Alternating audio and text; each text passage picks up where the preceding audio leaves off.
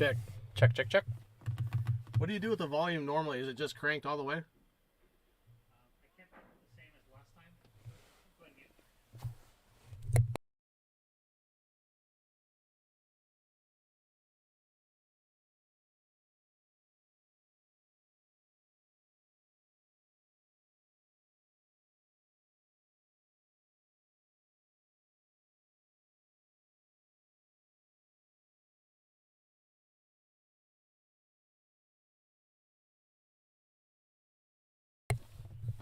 It check, spins check. forever. Check, check, check. Yeah, okay.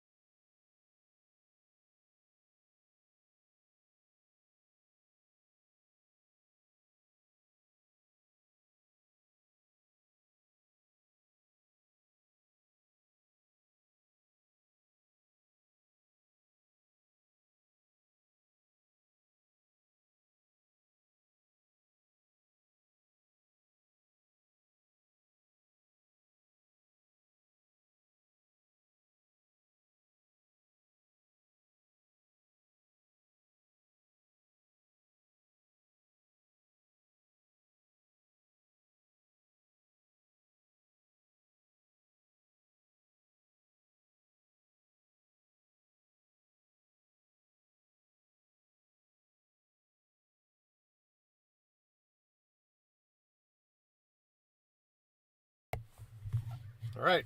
Good evening. How's it going, everybody? Got some warm up happening here. Match is going to get underway here shortly. Players are going to be practicing just for the next few minutes. Probably get started shortly after 7 p.m. So stand by, share if you will. Thank you.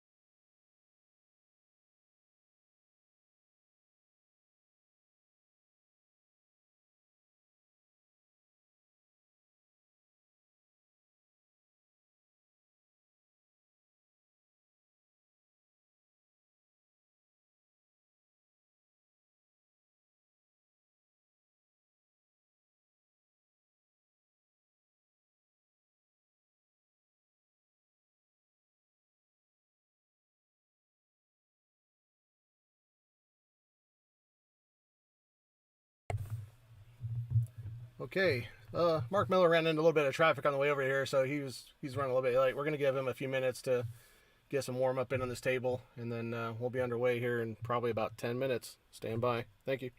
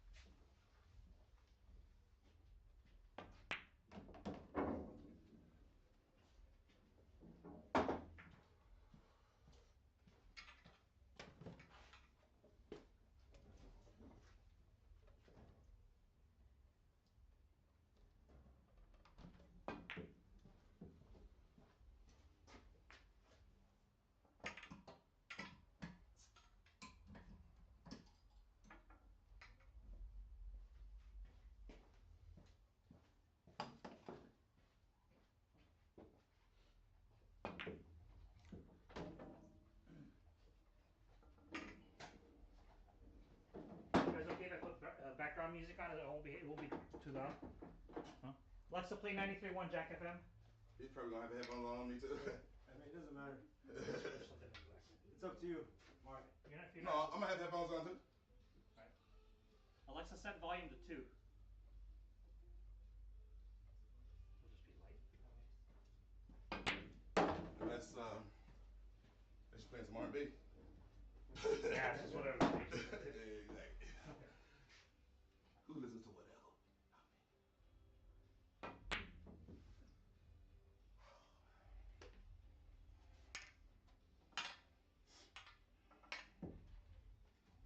Got my stigmatism acting up. It's not developing.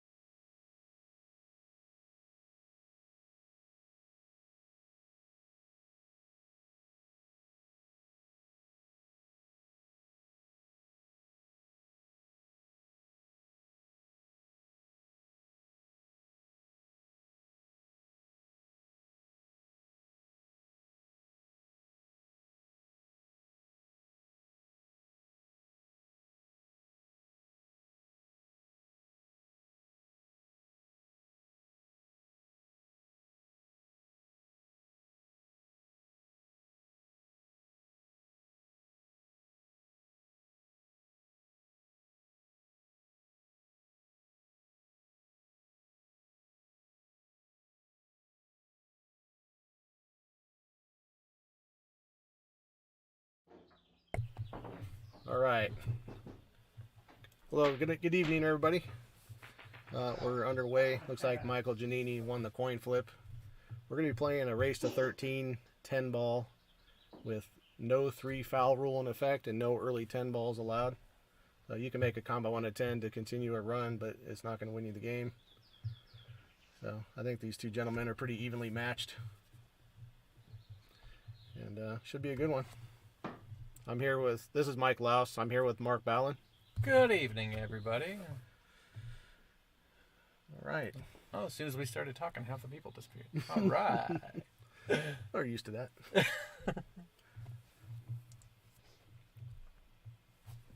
By the way, I think we switched the microphone to be omnidirectional today, so that those of you who've had hearing problems should be able to hear things a little bit better.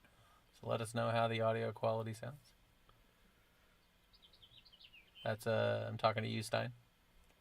I don't think he's watching at the moment. But we'll get him sooner or later. He'll be on here. Okay, we're underway. I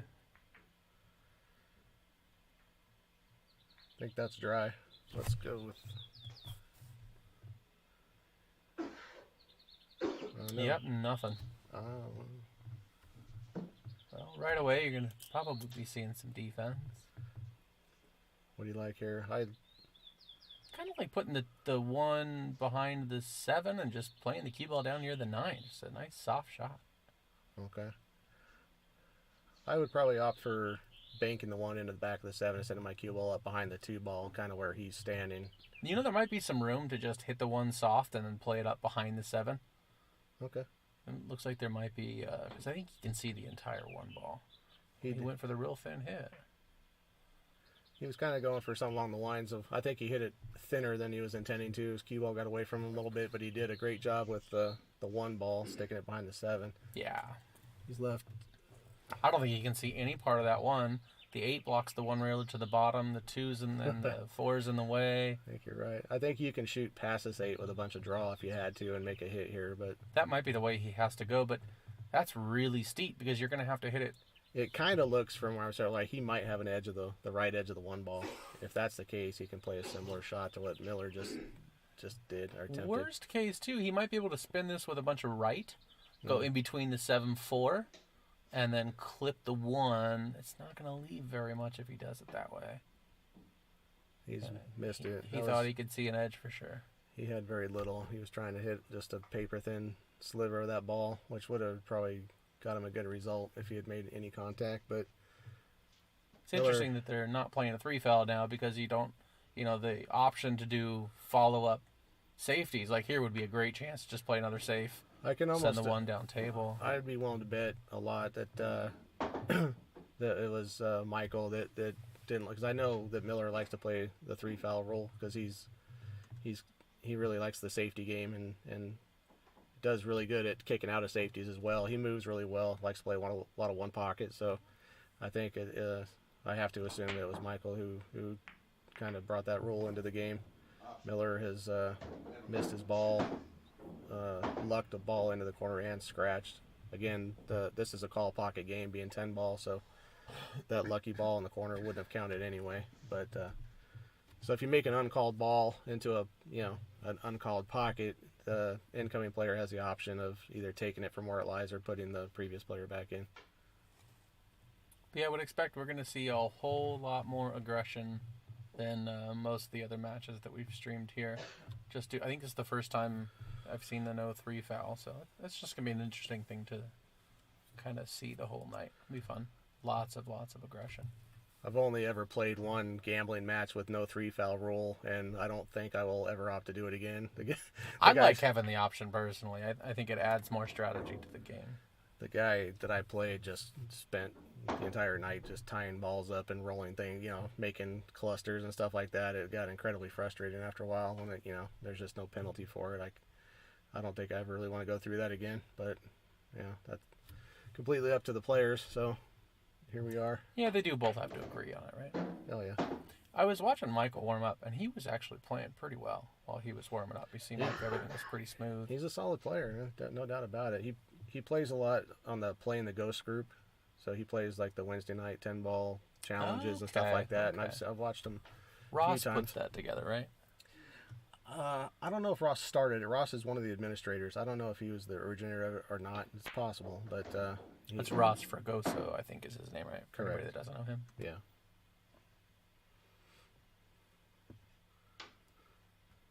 I haven't done that. Do you play in that? I have. I play the Ghost for practice anyway. I feel like it's one of the best ways to practice your game. Oh, thanks, James. Thank you, Mr. Stein. Appreciate that. Stand by while I have a heart attack. Give me a minute. I don't even know what to do with myself right now. Well, I mean, he's getting through this rack pretty well. There's really no challenges at all. Bring the cue ball back a little further than it is now, and he's okay. This is, I think, the first thing he's gotten out of line on. This is funny. I mean, you're going to have to probably elevate and draw this back towards the middle of the table. Just, you know, you can accept a lot of angle on the 9, but I don't think you want to stop your ball. No, he had a little bit to cheat the pocket. No problem. This is just going to require a little bit of touch here. You know, it's got a decent sized area where you can fall in with this cue ball.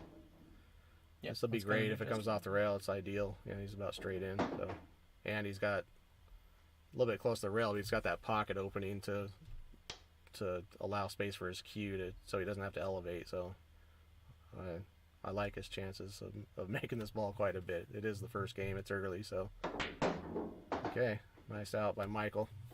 Takes a 1-0 lead.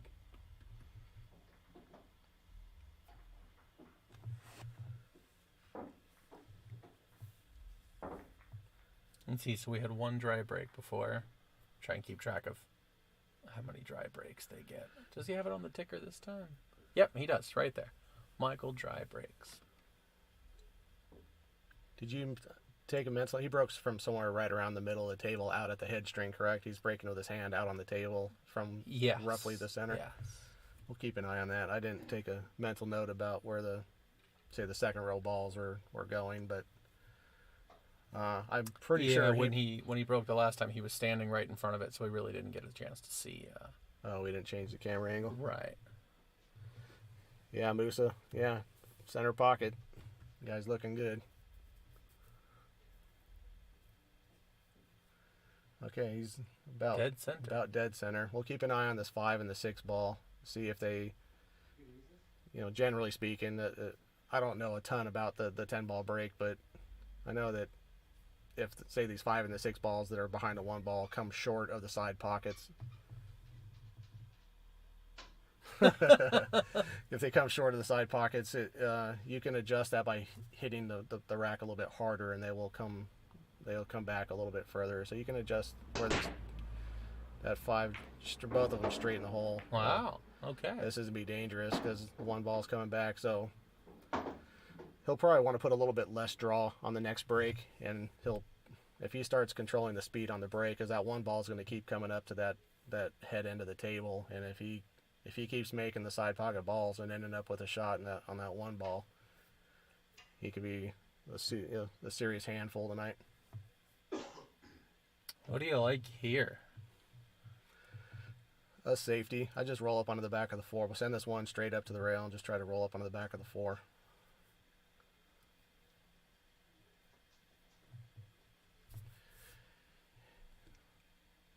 He might just have enough room to bank this cross side, but I don't really... It's hard to get any good shape on the 2 if you do bank it.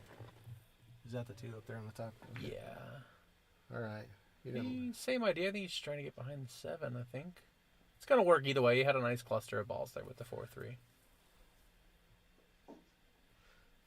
Mark has a 1 railer here straight up to the end rail with some right English. He can attempt some sort of kick and stick, and if he hits it full in the face, that 3 and the 4 will kind of hide his cue ball, and he'd like to send the 1 ball up. Well, I think he's playing the 2 railer.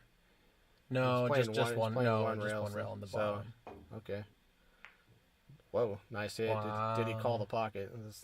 So it doesn't matter. Oh, it did go. Looks like he did not call that pocket. You always have to call a pocket when you're kicking at a ball here. I see people call safeties when they're kicking, and I just think that's useless in a call pocket game. You just call something. Whatever happens, you can come up with. It's the most likely ball to fall in. You call it when you're kicking at a ball. Cause, there's no penalty for calling it. So right. Yeah, why not? And I'm sure Mark would much rather be shooting than having Michael shoot from right here. So I think Michael probably just make this with a high ball and come around and probably try to play the 3 in the same pocket. Maybe the side, but he's overcut that. Wow, he overcut it by almost a diamond too. He didn't leave any open pockets. There's a potential ticky.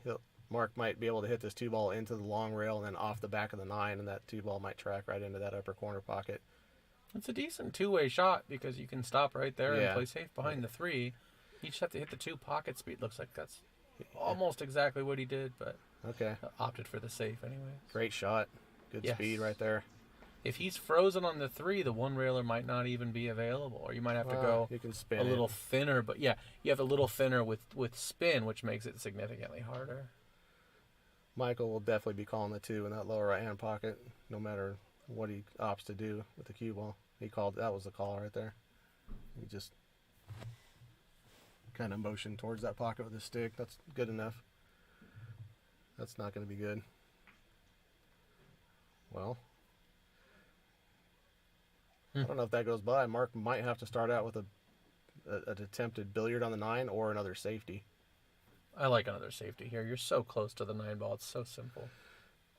And if you play the billiard on the 9, it's like you have to hit it with a little bit of pace to get the 2 ball off the end rail because your cue ball is going to be running towards the 3 ball afterward. So okay, he's playing the safety. Well, he might be. It looks like he's lined It up for could the just shot. be shooting the 2 all the way down.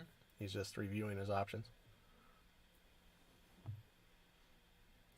Yeah, this is what I like a little better.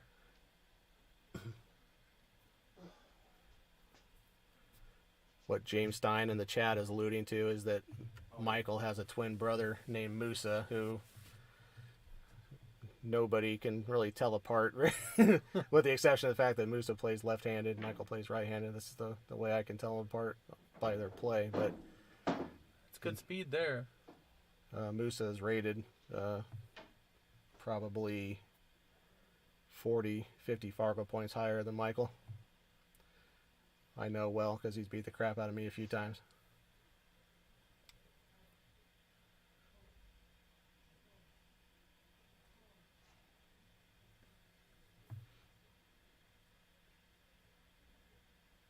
You know, I think I actually like just rolling forward here and playing the 9 or playing the 4 past the 9.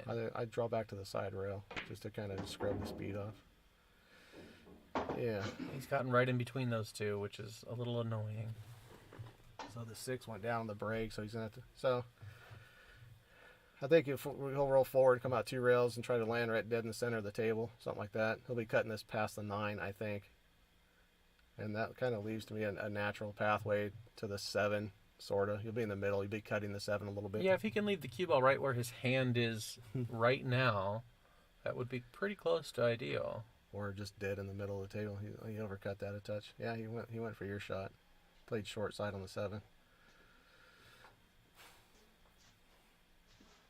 Let's take a look from here. See what kind of angle. That's Plenty of room.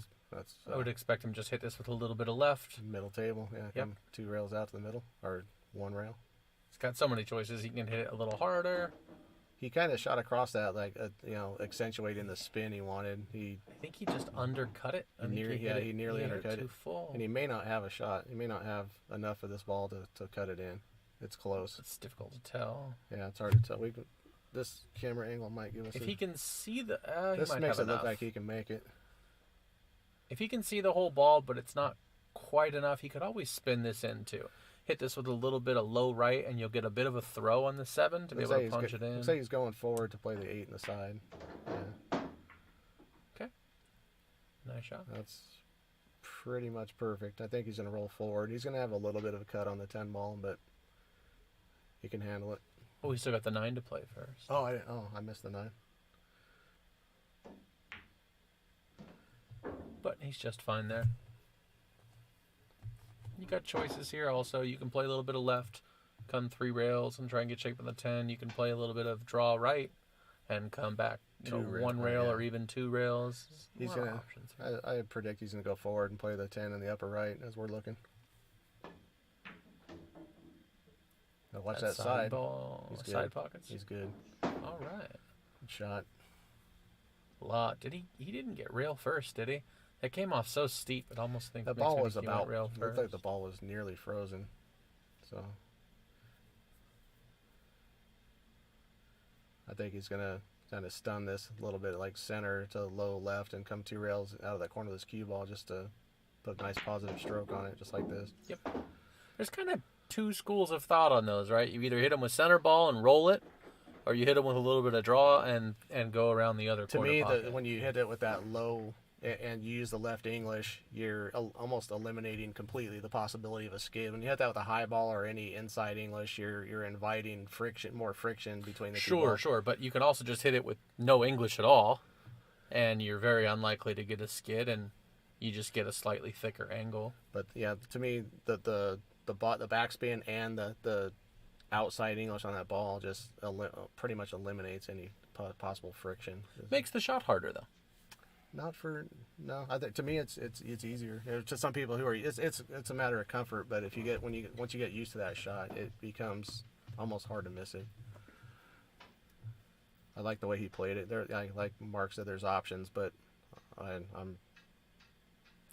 think I'm of the other camp. Yeah, I'd rather play it absolutely. with no English and just roll it.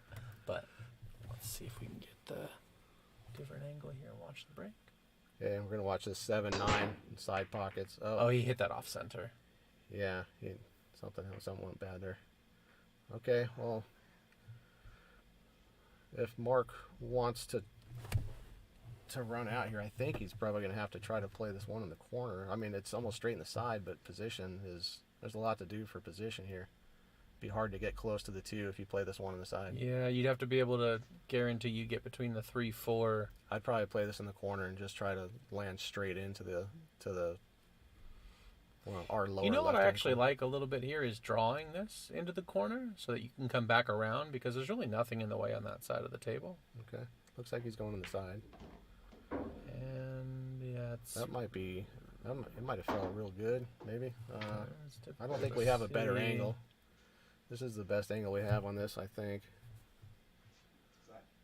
Eesh, looks tight. If this goes on the side, you might be okay.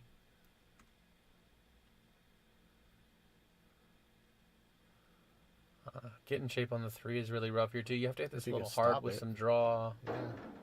I think Once again, really tight. well, he's going to be in our way at this camera angle for a second, but that No, looks he like can it see goes. it. Yeah, he can see it. Good cue ball control so far.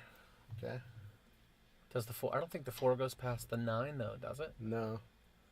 Which means he's kind of in a bind now. He looks like he's going forward. I think the 4 passes the 5 into the upper corner, and it looks like he's going forward hard to come all the way 2 rails into the middle of the table. Yeah, 1 or 2 rails to the If middle. he can get between that 10-7, he's okay. Good shot. It's got to go a little more. It's a hair short. He might have to use the 9 for some help getting on the 5 here. Or he can just float between the 8 and 9 and back out. But conceivably, if he can miss the 9 going in, he should be okay. A little bit of right English. I agree. I think you're going to have to use the 9 to generate an angle. He just decided to go with the no. safety. And that's kind of displaying what I was saying earlier about how much Mark likes to lean on the safety game. He moves really good. Yeah, he's tough to outmove. Well, that 6 is a little annoying. You can definitely come inside the 6 and play 2 rails. I think the 1 railer gets a little more difficult. So you want to leverage that second rail. Mm-hmm. Well, that would help you get position on the 5 of some sort. Yes. If you go straight at it, you're going to be shooting the 5 from somewhere near the end rail. Absolutely. Most likely. The 2 railer, I think, is a much higher percentage shot here.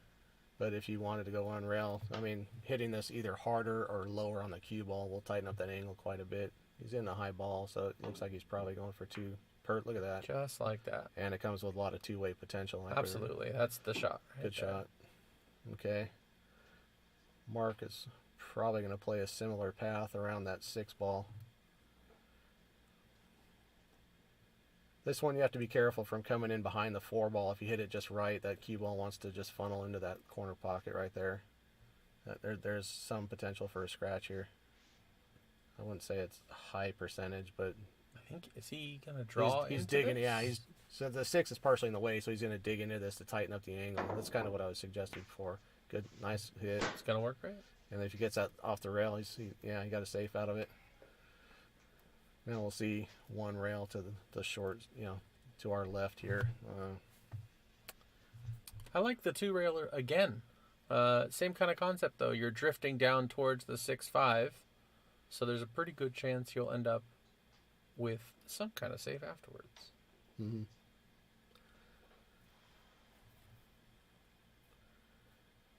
you're just sending that 4 out into just open table, so there's really not much potential for the 4 to hide. Well, he did about as well as you could hope for.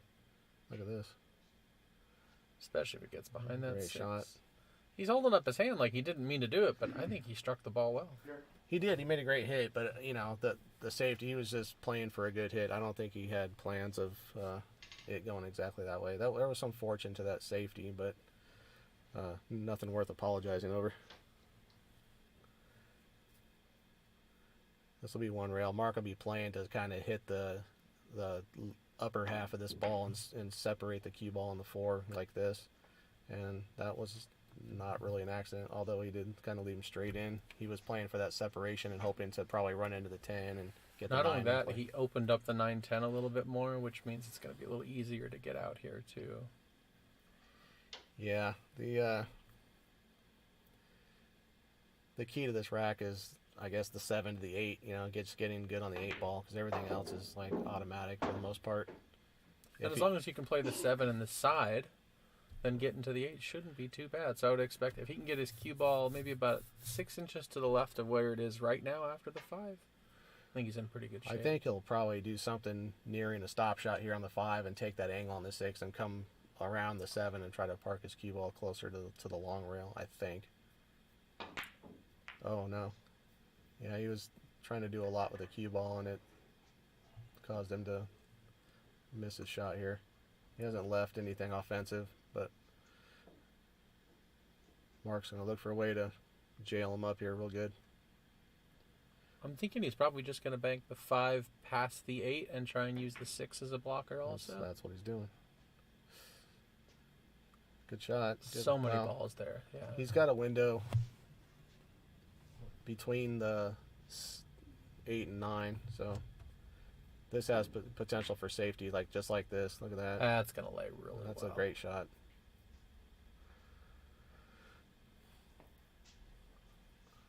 This is tough. Mark's probably come 2 rails into this lower left-hand corner as we're looking at it.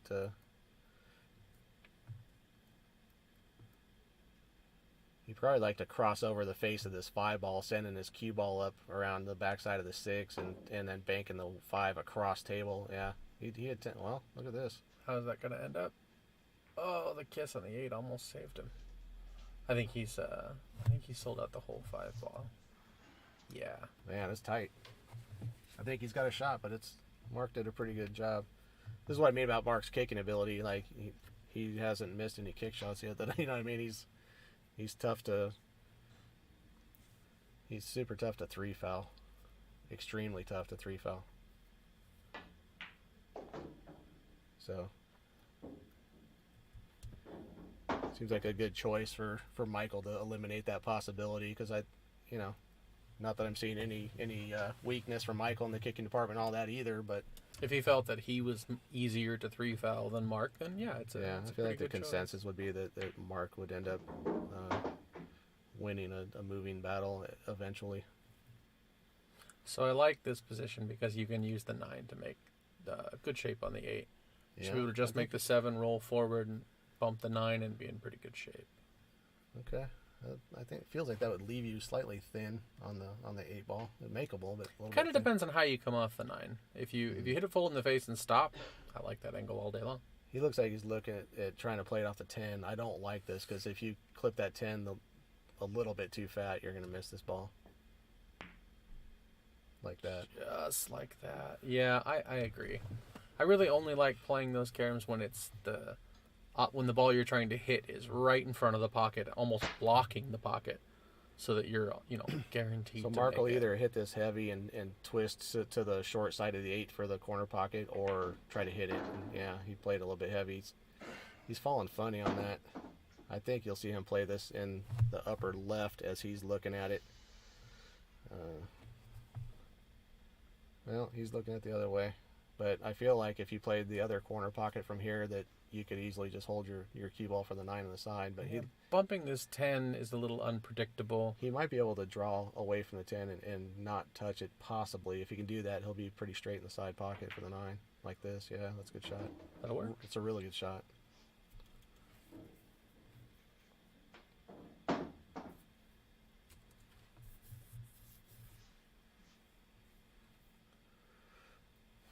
roll forward a couple inches, and you're good to go. He's going to kill this. Yeah, stun. Nice shot. Beautiful. Good cue ball control.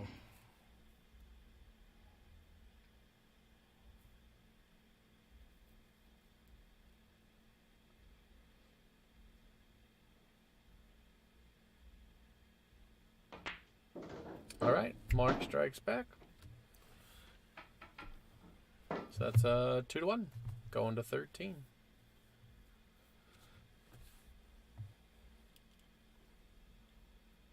Both these guys look like they're getting comfortable pretty early.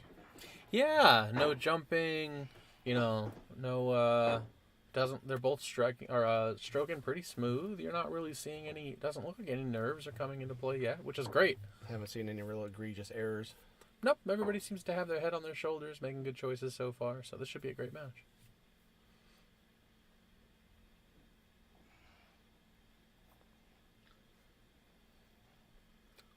This will be Mark's first break, I believe, right? Wow, Mark's moved up to 618. Awesome. Was he playing you last week? No, he'd be a 650 if that was the case.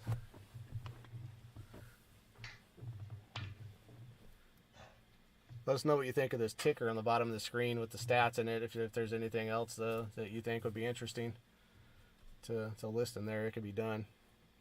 Probably for the hey Jesse, how you doing? Okay, nothing on a break.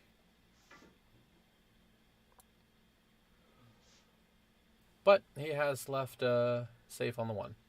So I'm expecting to see a push out here. I was looking at the ticker. Where did Mark break from? Same Pretty spot? close Center? to the middle. I think he was just to the left of the center of the table, so the bottom as you're looking at it now. Okay, good.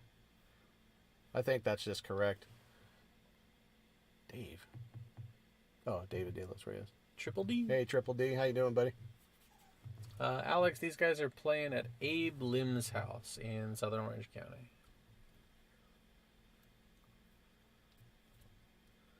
I like the kick, or excuse me, push kind of up near the 3 ball here. Or is he looking to tie up the 7-9? No? I think if you push near the 3 ball, you're inviting your guy to put you in jail. At the safety from there is too easy. So I think this is if he was going to touch the 7, though, I kind of like making a cluster with the 7-9. Look, I mean, he did something similar. Did Mark just give the shot back to him? Yeah, he must have given it back. That's dangerous because the 2 lays good. You can just cut this in. Oh, okay. Yeah. Okay. Maybe he just didn't like the issue he created with the 4-9, and here comes that safety that push out would have invited. From here it's a little funny. The 10 ball plays big, but I think if you get around the 10 ball, you could conceivably tuck your cue ball in behind the 9. That's not going to be. I don't think that's going to be hooked. I think he can. Might be. I think he can see it. Yeah. It looks worse from this angle. Yeah, he's hooked, but he's got a 1 railer to the left side rail. Just missing the 3 ball. He's going to try to hit this in the face and bank this 2. And he's calling the side like we were talking about earlier, just in case. Obviously, he sees that the 2 ball is going to be headed that direction if he hits it the way he wants to, but he does not expecting to make it. But you got to call something. So that didn't go kind of anywhere near the way he was hoping to. He's left a combination, but there's a lot of distance here. This shot's very missable. Mark's being very passive aggressive and throwing the magic rack around. What do you do? He's calling. He's calling across bank. Okay. Wow. Okay. This he's doing this because it comes with a lot of 2-way potential like this. This thing will lay on the end rail and leave a tough shot. Yeah, it's not a bad choice. No.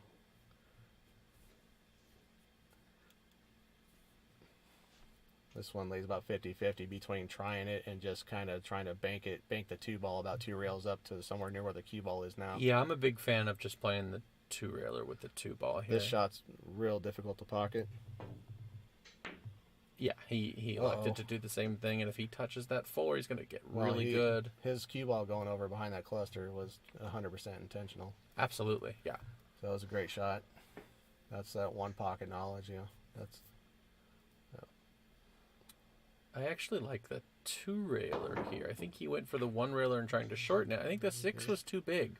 I really would like to see him Well, go 2 rails there. See, it's unfortunate there's no 3 foul rule because with this 4-9 tied up, you could really bury him on this shot right here and then get him on 2 fouls. Meanwhile, he has to break the 4-9 out now in order to try and continue this run. I'm pretty sure he was trying to draw back into that ball. But you also have to hit, if you come in deep and hit the 9 full, you're going to end up hooked, so okay. Yeah, if you hit it really hard, though, they both should clear and get out of the way, and I think that's why he overran his position so much. He was just trying to run into that, I think cluster pretty hard. I think I try to go up and maybe run into the 10 ball between the 6 and 7, something like that. Hit this fat with a lot of spin, like, okay, I think he was trying to run into I think he probably called the bank and was trying to run into the 4 and break that out. That was super aggressive.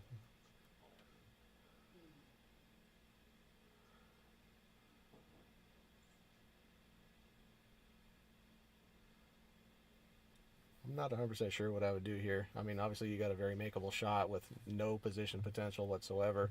I might go rail first, trying to hit this 3 ball thin and laying the 3 ball in the end rail and send my cue ball 3 rails, like somewhere between like the 7-9 and try to bury it over there. Maybe even bumping into the 9 in the process and nudging things loose, a little bit looser. But I don't see a safety on the 4 ball after this. He's calling the pocket. I don't even like a safety after this. Yeah, all you're doing here is breaking stuff out and probably not getting safe. So this is dangerous. So what he could do here is just thin the 4 and use the 7 for a little bit of cover, just like that. Good shot. He's still got a save, so it's not too bad. Well. That 7 was a big ball there because it keeps the 9 in play. Marcus is going 1 rail up to this end of the table and probably, if he can't see a piece of it, looks like he's lining up. I can see the edge, but I don't mind just a soft kick at this and trying to hit it in the face, going long. But he's got the 4 is almost guaranteed to not have a pocket if you just hit it thin. As long as it doesn't clear the 9-7, you're fine. That's the problem. If you move the 9, you might have a gap between there. Okay. That really hard. I wasn't expecting that. I think he hit it a lot fatter than he was intending to as well. So again, Michael has a makeable shot on the 4 ball with not a lot of position, but he's calling it, I think. Or maybe he's calling he's playing safe. He called the 4 just in case he hit it terrible, I guess, but that was all safety right there. Yeah, and this is a pretty touchy shot. You have to 1 rail it. It is. And frankly, all the balls are free now too. Yeah, if he does make this, He could get shape out. on the 5 is probably going to be all right. There's a chance he gets out if he makes this kick. Absolutely.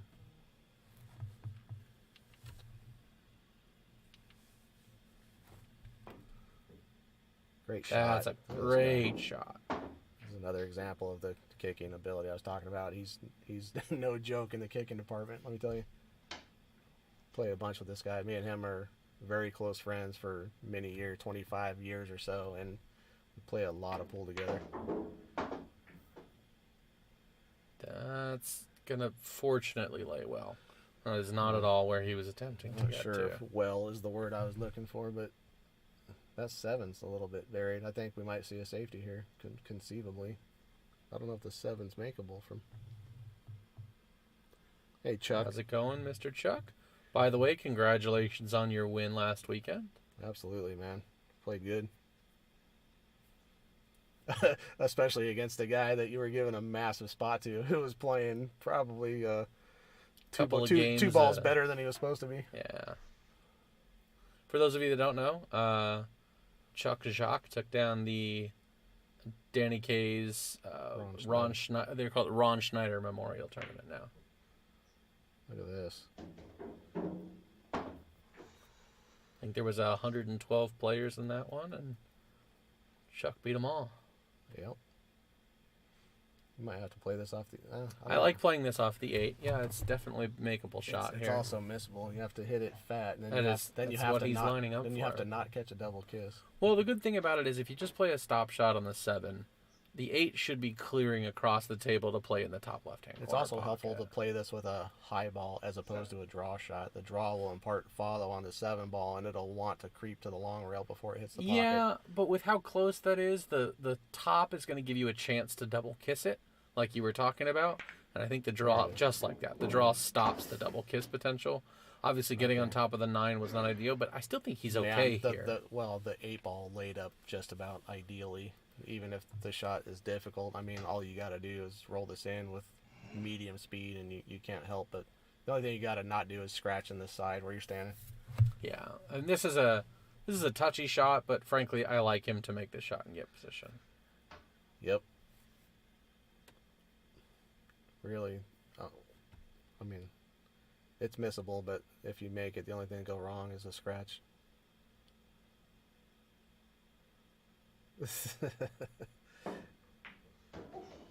Perfect. It's a good shot right there. Beautiful shot. Yeah, Chuck, you got to watch out for that guy.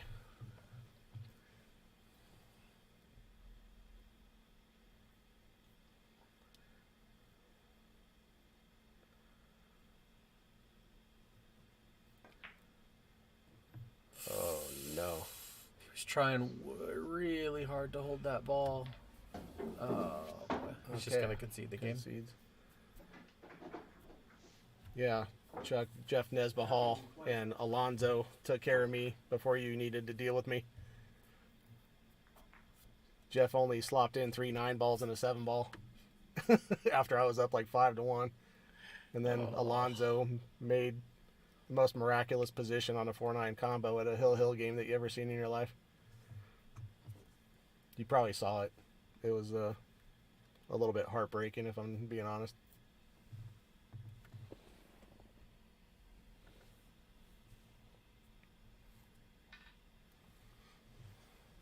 Okay, so we got a 3-1 scoreline in Michael's favor.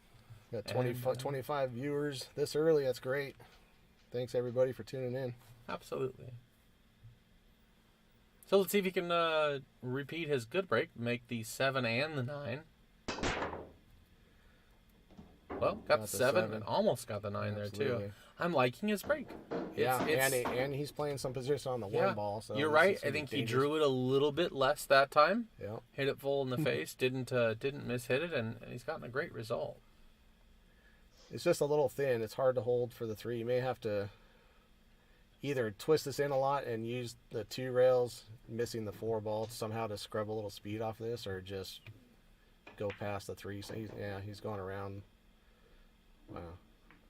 Okay, he kind of just took a little bit of a chance there.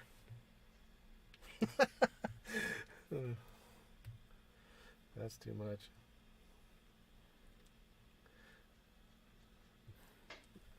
Okay. Yeah, I got a text from Nesba Hall. He heard me. His ears must have been burning. Okay, that is not going to count. So Mark gets back to the table. I like just the center ball or slightly below center ball, come across table and back out to somewhere along the line of where his cue ball is now. Probably a little further away, but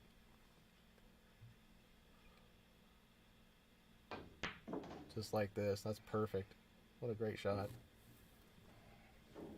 Gotten on the correct side of the 5. This way he can play another 1 railer to get back out for the 6. The 8 goes past the 10, so not a whole lot of obstacles here. That angle is ideal. I think he'll stun to the side rail and back out, try to get his cue ball just about to where it is now, roughly. It's a little short. We would like to see a little bit more draw on that ball. He lost his ball. I think you're going to see a safety here. Let's, what would be a better... Well, yeah, it looks like he's playing safe. Is he going to... Okay, that'll work.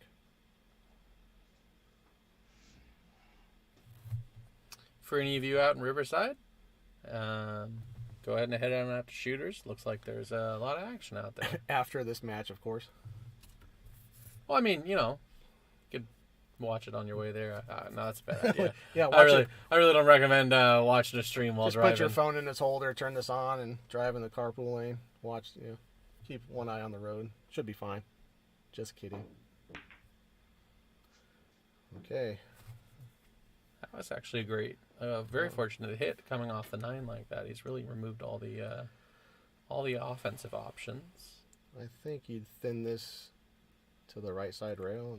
And you might even be able to just go ahead and shoot it straight into the 8 ball and bring your cue ball up to the left-hand rail there and get positioned behind the tent. He's got a few options here.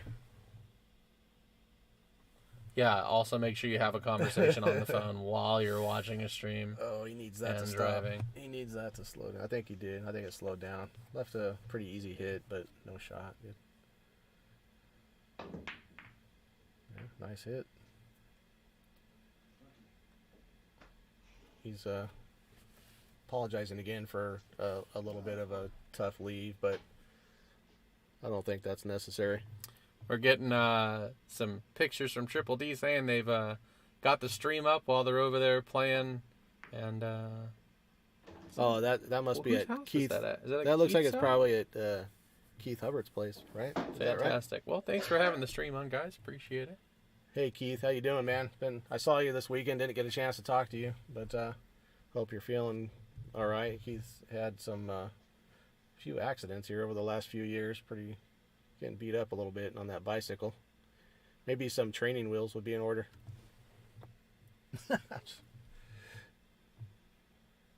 Yeah, James. We know where you're going with that. Looks like he's trying to kill this with inside. Yeah. Sometimes, yeah. That makes it missable, obviously. Hey, Well, I think this ball's cuttable on the A side. little bit of a funny angle. If he can draw out of this cut and miss the 9 ball, he'll come out 2 rails back towards the middle of the table. If it's a pretty thin hit, it's yeah, I think he's got. I think he can avoid the 9 without draw. Oh, no. He's got enough just to... Wow, okay.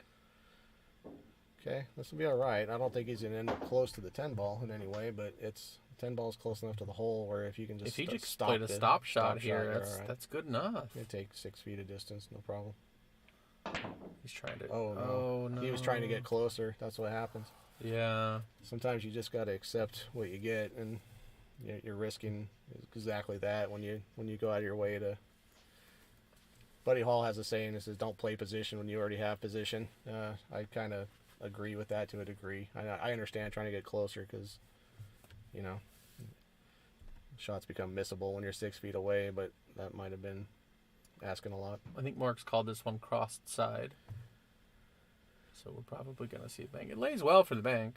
Yeah, I don't hate this shot. he's going to also have some distance on this 10 ball if he makes this, which he did. Oh man, that was super close. Let's take a look at this from the side and see how far up that ball is. So he's got enough that he can go ahead and pocket the 9 So and now just just roll, roll it in. forward. Yeah. Again, there's some distance here. Correct, James. You want to be closer to that 10, but the 10 was very makeable from where his cue ball would have been had he stopped it on the 9 ball. I think it's Just like that. It's a good shot. That's twice he's been able to shoot that finesse shot up into the corner. I like that shot a lot. He did the same thing with the 8. playing good.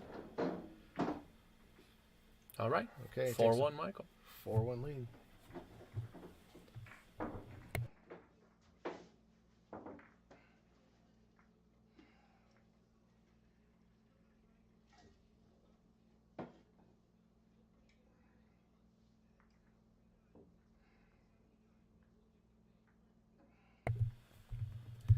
Oh. Thanks for letting us off the hook, Jim. Your sarcasm didn't come through in text.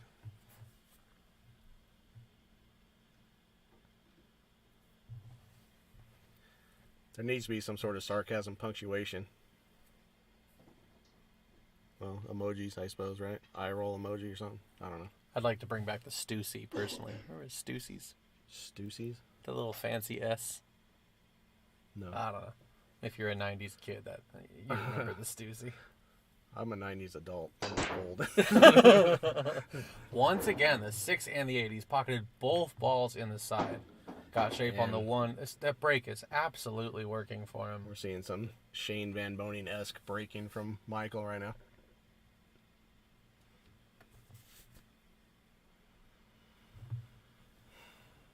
What I really see from him is he pockets this.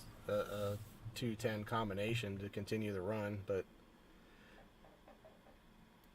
most people don't really like to do that, set up for a combination, especially if it's not going to win you the game. That looks pretty straight in. We can go from this angle. This should tell us. Yeah, you gotta like looks that really 2-10 good. combo. The only issue is that the 2 ball is going to be wanting to track towards the middle of that end rail after that combo. Okay, he's undercut that a touch. And Oh, watch the corner. Watch the corner. So Mill's either going to put the cue ball behind the 5 or behind the 4 and bank the 1-up table. Yeah, absolutely. I have a feeling he'll go for the 4. I think it's a little easier. Yeah. Well, he said no. Shows what I know. Okay, and he's left a... If that 1 keeps rolling, it's not going to be I good. think it stopped just in time. I think.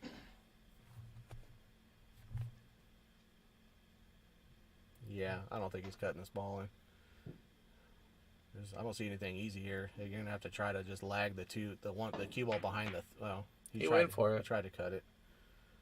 What a bank. He's gonna be shooting again here. Mark will have him kicking at this 2 ball.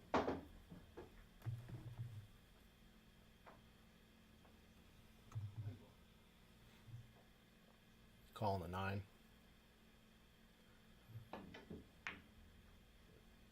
Another good hit. Look at Got this. a safety out of it. Good shot. Did a really good job just hitting the 2 full in the face. This is tough. Man, he's going to have to bend this a little bit. I don't think just spin alone is going to get you a full hit on the... Yeah. Still looking for a rail. He's got it. But sold out a shot. Real easy shot here. I believe. Yeah, a little bit thinner than I thought, but I still like his chances. The only thing you have to worry about is getting behind the 5 and overrunning your position really far. You would have to put a... If he puts any significant amount of outside left, to yeah. make it easier to make, then he has to worry about it, but... I like a flat ball here and Yeah. playing the gap between the 4 and 10, maybe even all the way up to the end rail and back down. He spun it a lot. He did spin it, and that's... Oh, got around the 5, but you run that risk when you put the spin on that ball. And now you don't want to spin this because that side pocket, it becomes huge here. Okay, he didn't. It's going to fall too straight here. This is going to be super tough to get position from here.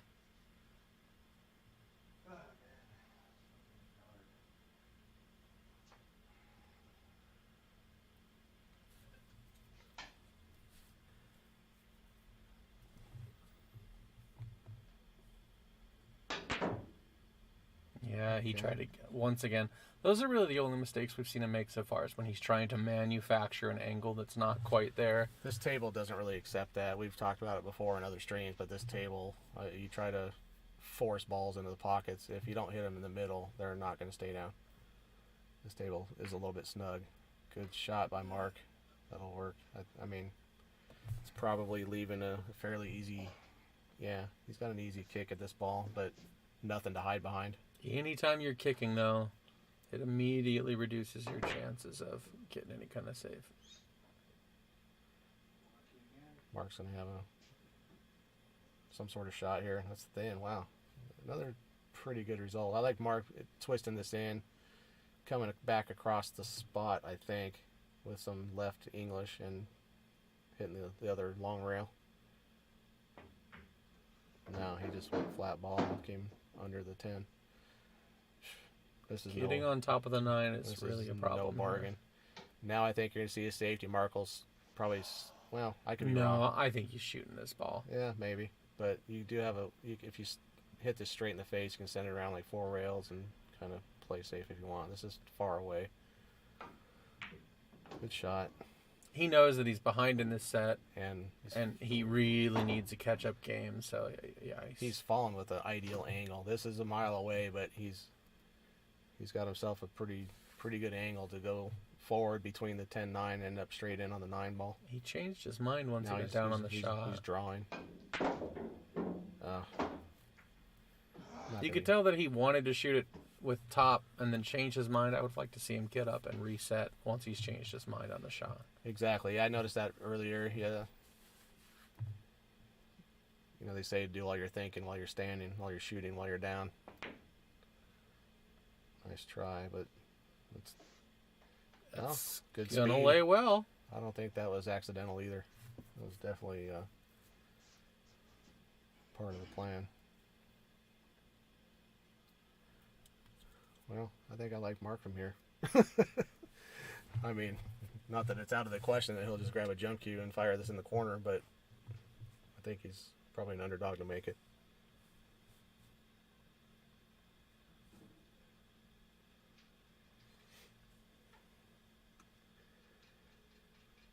You think jumping it into the side at all is worth it here? Can you tell what kind of jump cue this is? No, I think it's too thin in the side. You risk error in that thing. Missing it No, completely. I can't quite tell what kind of jump cue it is. Musa might have the inside scoop. I don't think it's a propel. Musa, any idea what kind of jump cue Michael's playing with? Oh, it might be the Air Rush. I think that's a Predator, the Air Rush, the new jump cue. That thing plays so good. BK Rush Break. Okay. Thank you. He's not loving this. Understandably, it's not a good spot.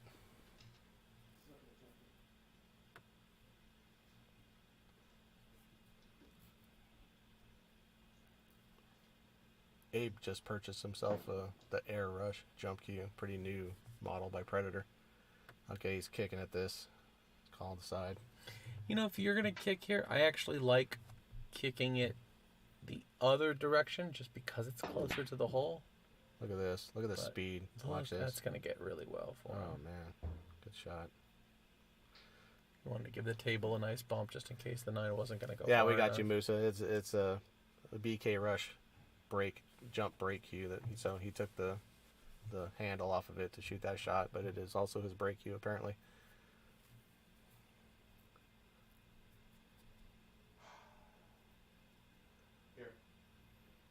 Well, the safety here is somewhat tricky. There's just not a whole lot of room to get perfectly safe behind the 10. You're just going to have to try to play the speed to get the 10 ball in between the 9 and the cue ball, I think. Think there's any chance that he banks it and tries to use this as a catch-up game? There is. I don't like it, but let's take a look at this angle here. This might tell us a little bit more about what he's got. If you're banking this in the bottom left-hand pocket, your shape is going to be pretty good on the 10. I mean, you really either one of the bottom pockets. You can kind of bank this however you want. I don't even know that it passes the 10 to the lower left, but I think if you lag this to the lower right, I mean, you're going to sell out a shot if you miss it. I think if you play the speed where you want it to come like halfway back up the rail like this, that you're, yeah, he's going to leave a shot. Yeah, he's overrun that by quite a bit.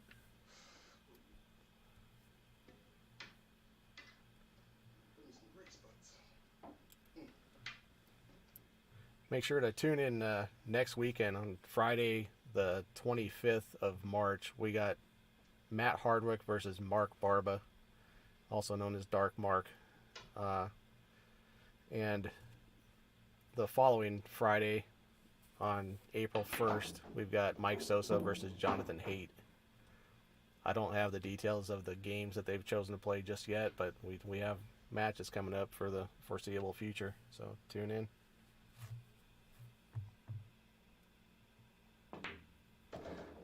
Look at Jim. Abel will be happy to know that that his new jump cue plays great, according to Jim. So we got a 5-1 scoreline going to Michael's favor. Yeah.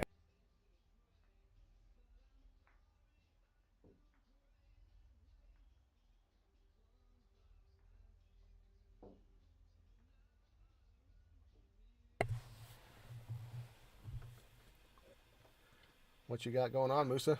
You got a game? Who's building? Is it you talking about building a queue for yourself, or you have a game you want to play?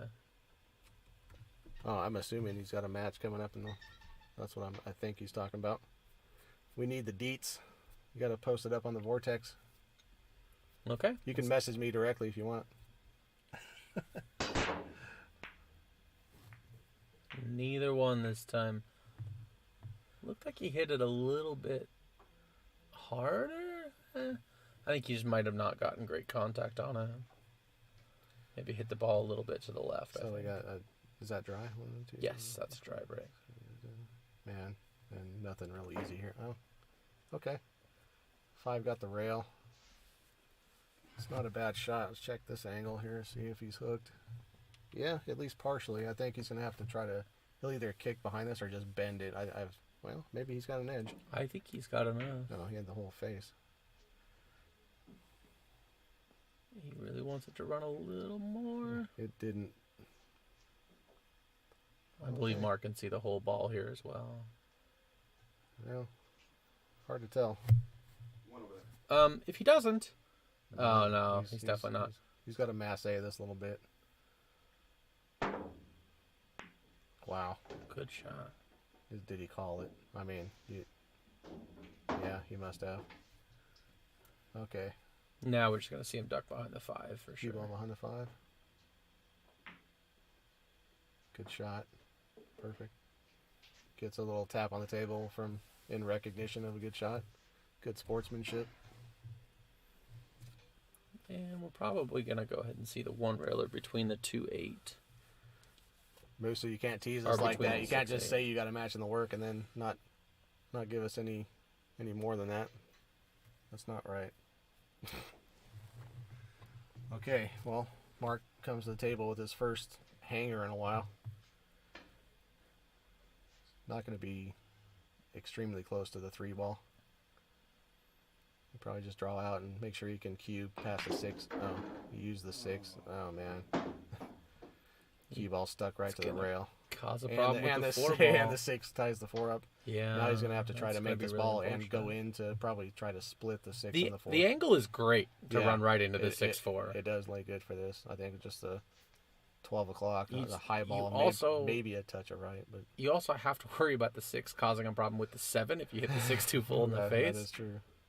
Get another good shot. Oh, he got Oh, past it's right it. and past straight it. That's aside. even better. You might have checked that up a little Anytime you don't have to nudge some balls is obviously better. bit. Again, just slightly on the wrong side. It'd be hard to get close to the 5. So, but I mean, the 5's close to the hole. Oh no, Looks like he miscued he there. miscued, and that's a foul. He didn't get a rail. Yes. That's going to be upsetting.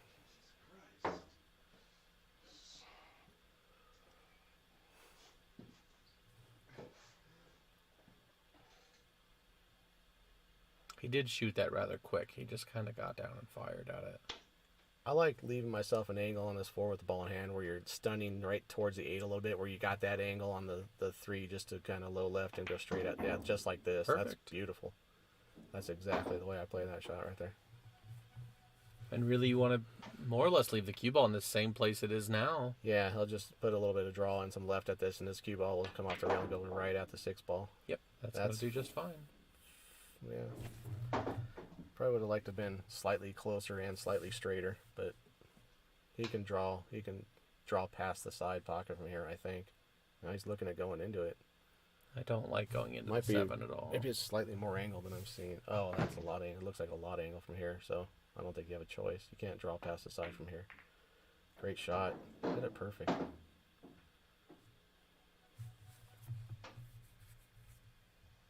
This is a really touchy cut, though.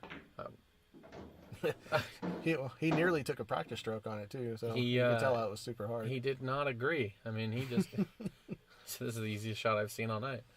This is harder than that one, though. There's per position. This is kind of 50-yard line, and cue ball wants to scratch in both directions. I mean, you can draw out of it, but you're not going to be close. I don't think there's a... If you play this with no English, I don't think there's a scratch. You're going to thin around the pocket, and you go 3 rails and get more or less where you are on the 9.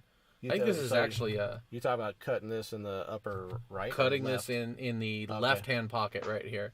If Okay. you do, I think you're yeah. completely missing the pocket and going 3 rails for shape. Well, I think you'd have to at least center ball this. You're going to have to Yes. put some sort of draw. If you roll this, you're flirting with disaster here. But so it makes the shot a little bit tough. I'd like to be able to roll the ball from this angle, but and he's over the 9 ball a little bit. It's interfering with his stroke.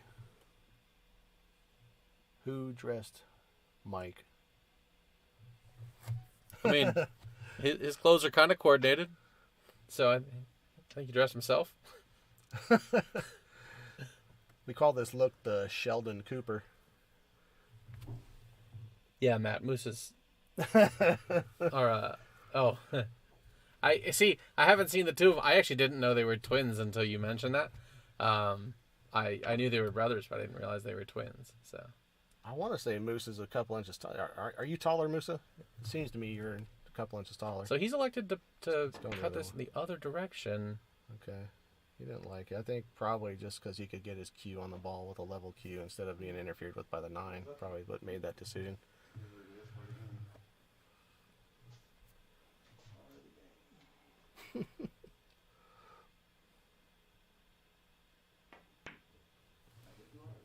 Fatter. You're fatter too? Okay. What does that mean for me?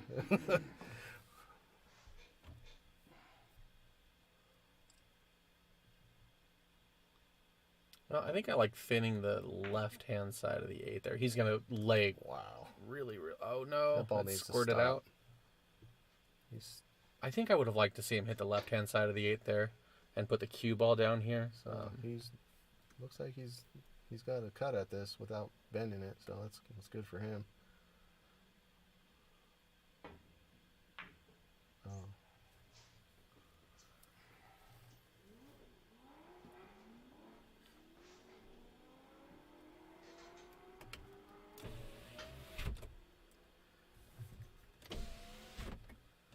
I feel a potential player break coming up for Mark Miller pretty soon. He's having a little bit of a rough spell here. That is, I think, probably the biggest mistake we've seen out of Michael all evening so far. Yeah, I'm not quite sure what happened, but I think we're just going to end up seeing another safe. I kind of like him rolling up put the 8 on the left-hand rail. Yeah. And try and roll behind Trying the to 10. land on one of those chalks or something like that. Oh, no, he went another way. Okay. That's not bad. That's real good. That's he left a window. Look at this. That's just that's how you know things are not going your way. He's called the bank here, so apparently you can't see enough of it to cut the 8 in, so he's going to go straight at it. I think he called the upper left pocket. Yeah, again.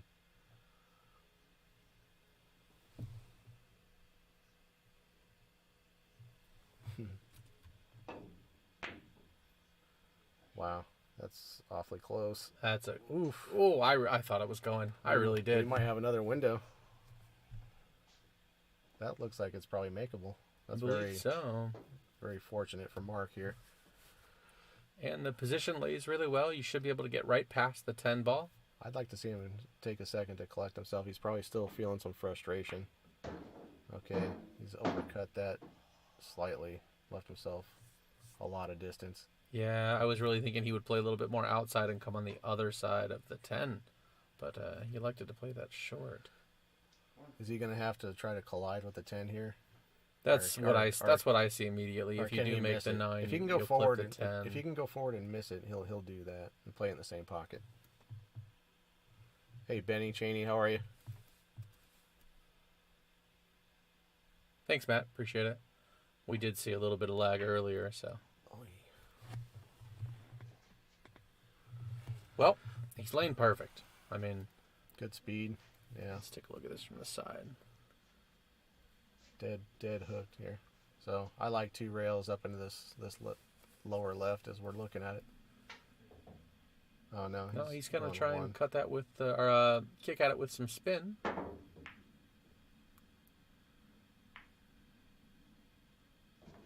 Well, how do you like that? Holy cow! Pretty sure Mark's not gonna put him back in here.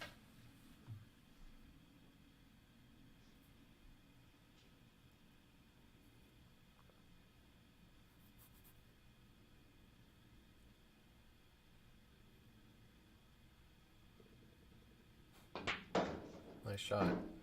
Needed that one. Much needed win for Mr. Miller right there.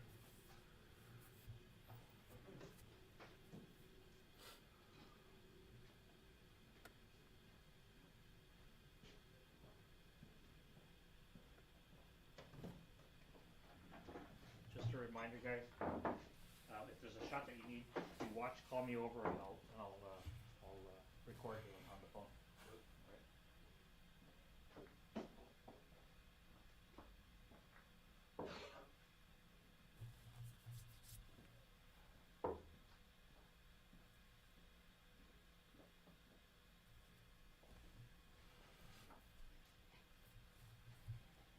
the guy who fills out the information on the ticker is taking a break because I'm sure Michael has a few consecutive wins and Mark has one at the moment.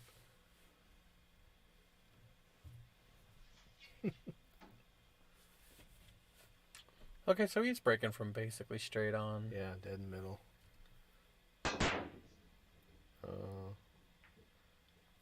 Okay. Is there any chance you think he's paying attention to Michael's break and trying to duplicate it because it's working so well for him?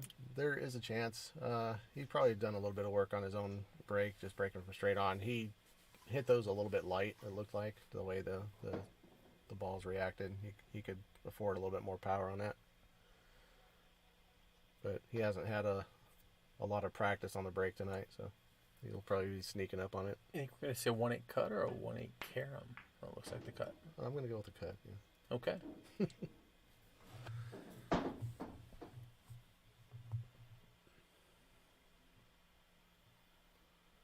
And this, if he gets position on the 2, there's some stuff. Not You go forward between the 4 and 5 and back out to the middle. If he gets good shape, this is perfect. great. That's going to be absolutely perfect. Yikes. Yeah, I guess getting from the 4 to the 5 is slightly challenging, but besides that, I really like this layout. He's gotten good shape on the 3 to get. If you can get roughly straight in on the 4, I mean, you'll be straight in on the 5 with a stop shot, and then straight in on the 6 with another stop shot. Even if he leaves his cue ball right about where it is now, he can still draw back out and play the 4 or 5 in that top corner. And he's done exactly that. Okay. I think he's 3 inches away from where he started. Yeah. This might be too much angle to draw it past the 5 ball. He might have to go forward, or I like going forward with some pace and trying to come all the way out for the 5 and the 5 in the same pocket. Absolutely. You can do it that way too.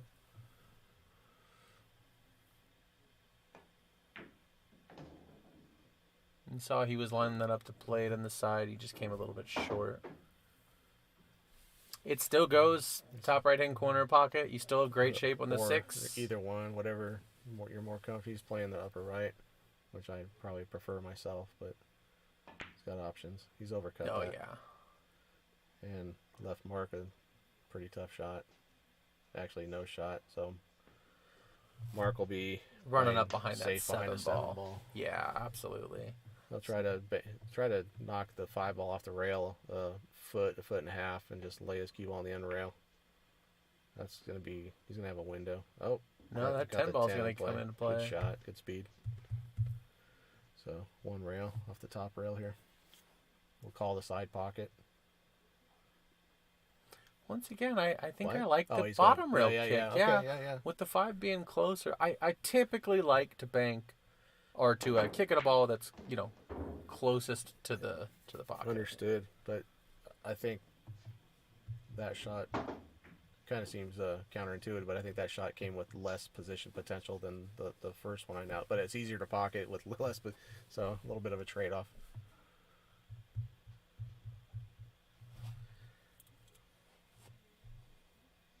Okay, you're going to have to take care not to fall too thin on this 6 ball on the side, because you need to control your speed really well for the 7. You don't want to get dead straight in the side, but I'm actually kind of a fan of playing this, shooting the 6 in the top left-hand corner pocket after the 5, not even bothering to play it in the side, because then you can just roll forward. I think the position gets a little easier. So he's drawing or stunning out. He's going to have to hit this gap between the 9 and the 10. He has failed. Oh, maybe. Yeah, that's no good. That's touchy position.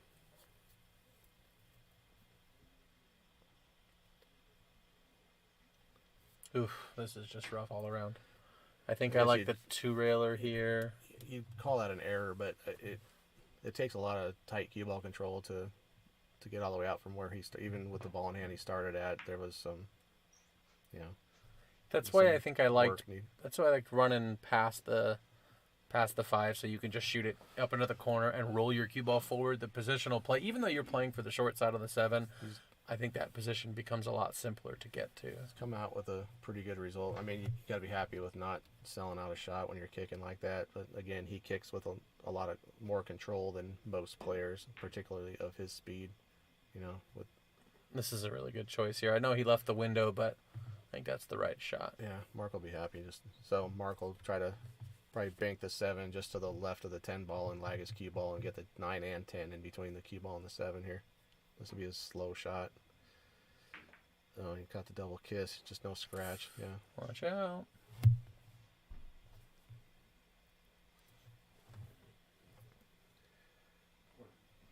Calling the all the way down. Oh, yeah, this is safety potential. I think. Yeah, just in case. Okay, he's left a shot. Left a long shot, but this looks like a spot shot, and Mark can handle this. Not every single time, but it's very makeable.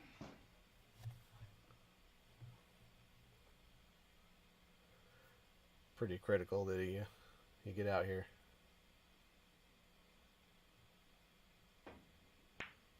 Oh, I think that was pure safety.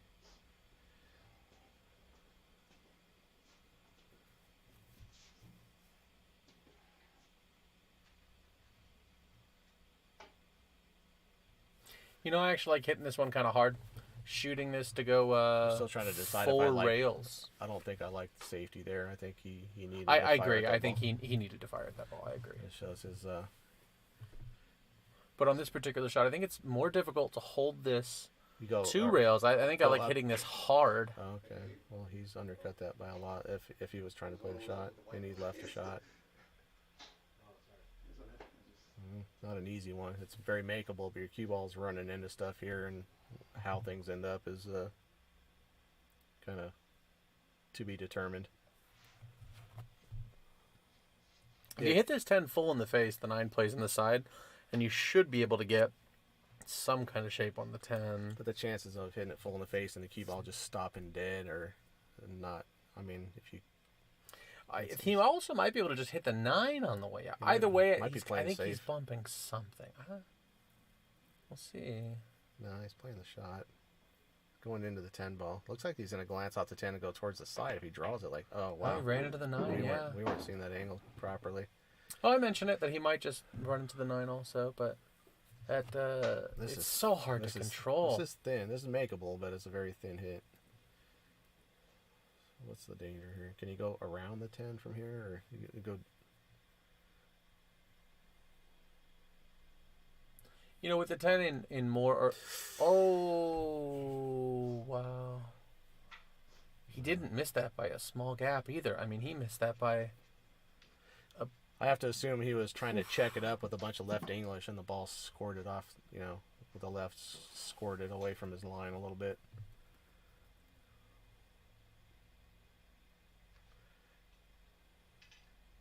That's not going to do a lot of good for his confidence. He's already shown signs with by not taking on that last 7 ball that he's not feeling super confident at the moment. That's not going to help. I hope he takes a break or something like that and, you know, gets himself together here, because he's probably feeling some frustration now. I know I would be. That's 100% fact. Dang. Okay. Michael takes a 6-2 lead. I'll take a break. I think what Matt's trying to say is, I got next.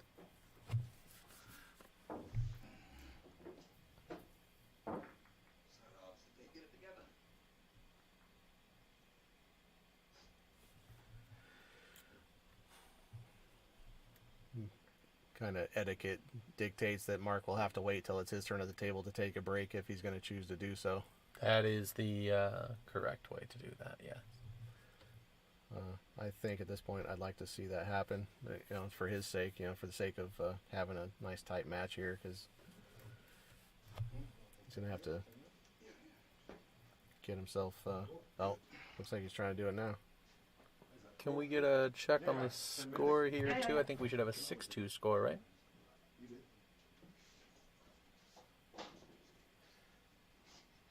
Looks like there's a break coming up. Okay, we'll be back.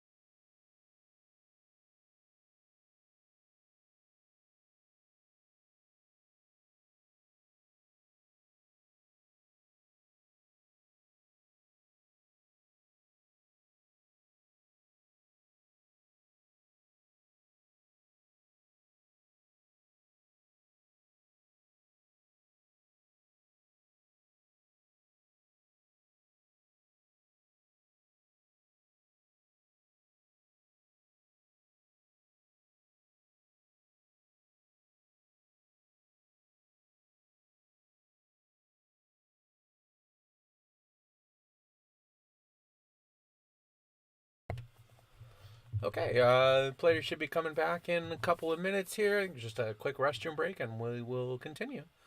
Got the score adjusted correctly at 6-2, Michael.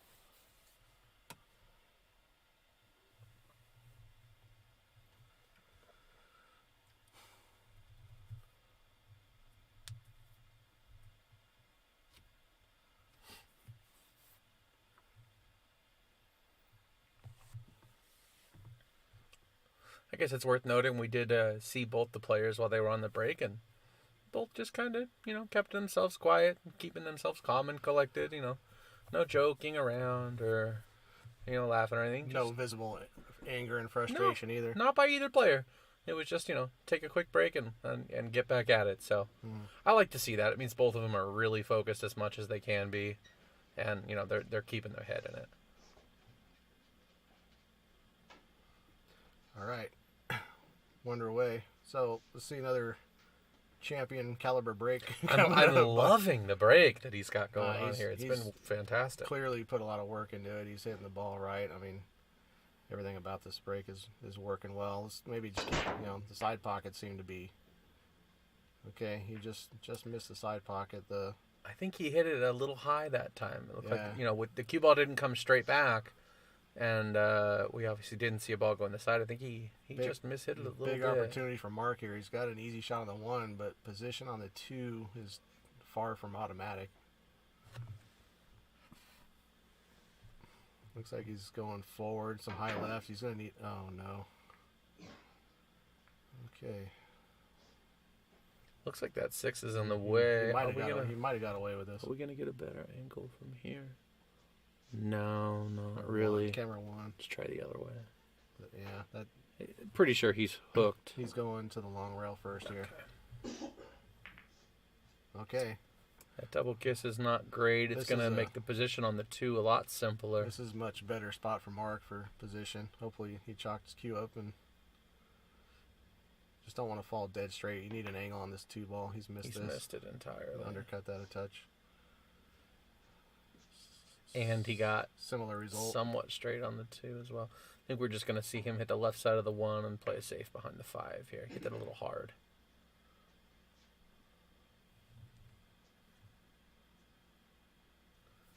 Man, Mark was down on that 1 ball before it even stopped rolling.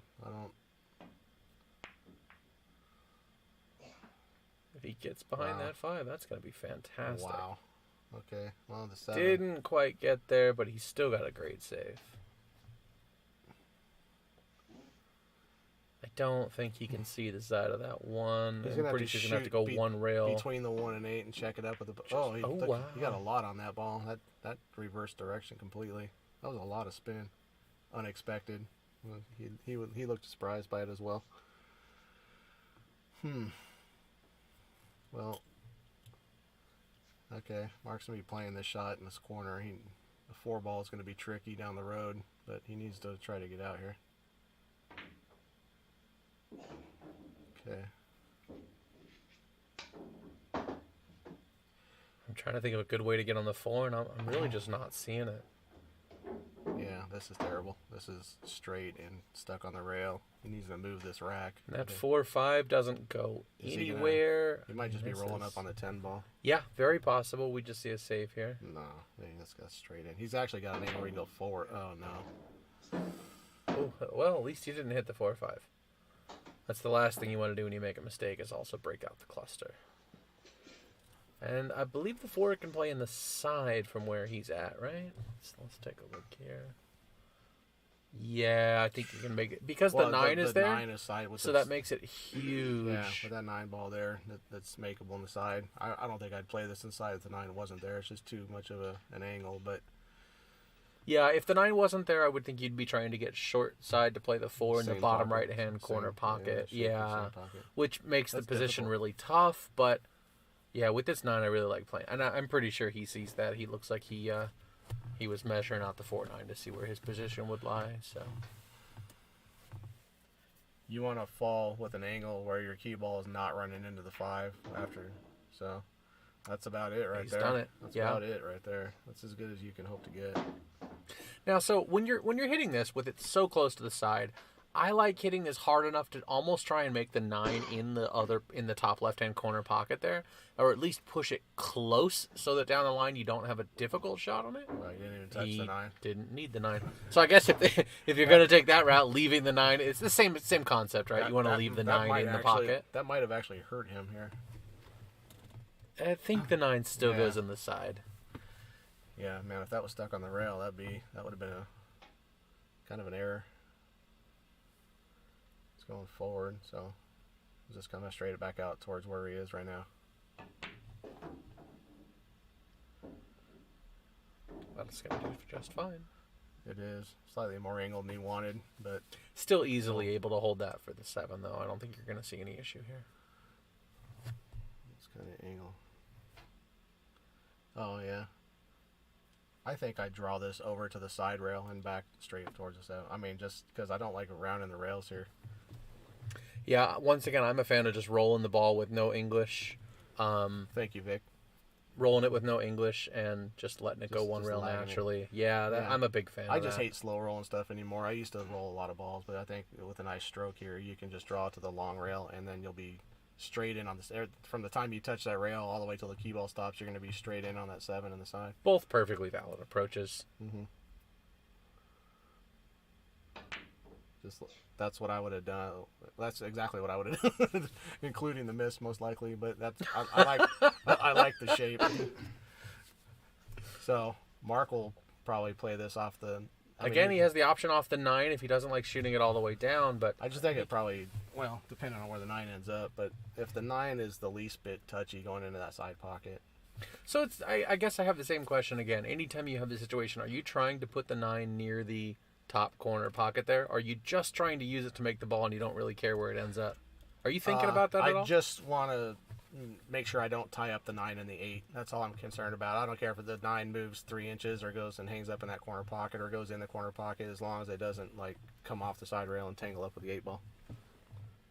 I think, Evan, on paper, Musa plays a little bit better than Michael. Musa is rated higher in Fargo by, I have to guess, right around 40 points, somewhere in that neighborhood, 40, 45. Looks like this is aiming for the side pocket here. Okay. So that's pretty much what you called. You just didn't want it to touch the 8. It didn't hurt him in this case, but that's exactly what you mentioned. Probably rolling forward here and playing the 8 in the upper right. You could also draw over kind of like where the 9 is, but oh no, this isn't good. That didn't work out at all. Just go on the side.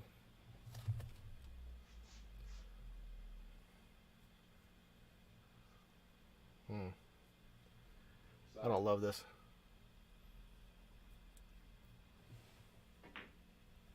Hey Roger, how you doing, man? This looks good. For a second, it looked like Marco's unhappy with it, but I think he's jammed up here real bad. Definitely. This is 2 rails, probably down in this lower left-hand corner as we're looking. That is correct. Yeah.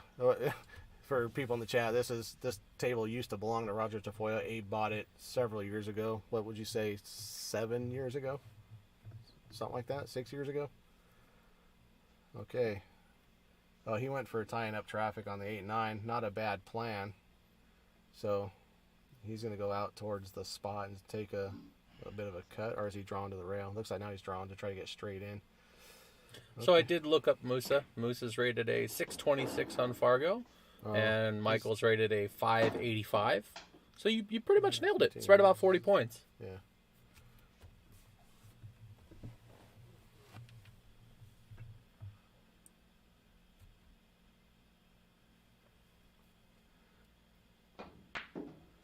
It's a good shot there.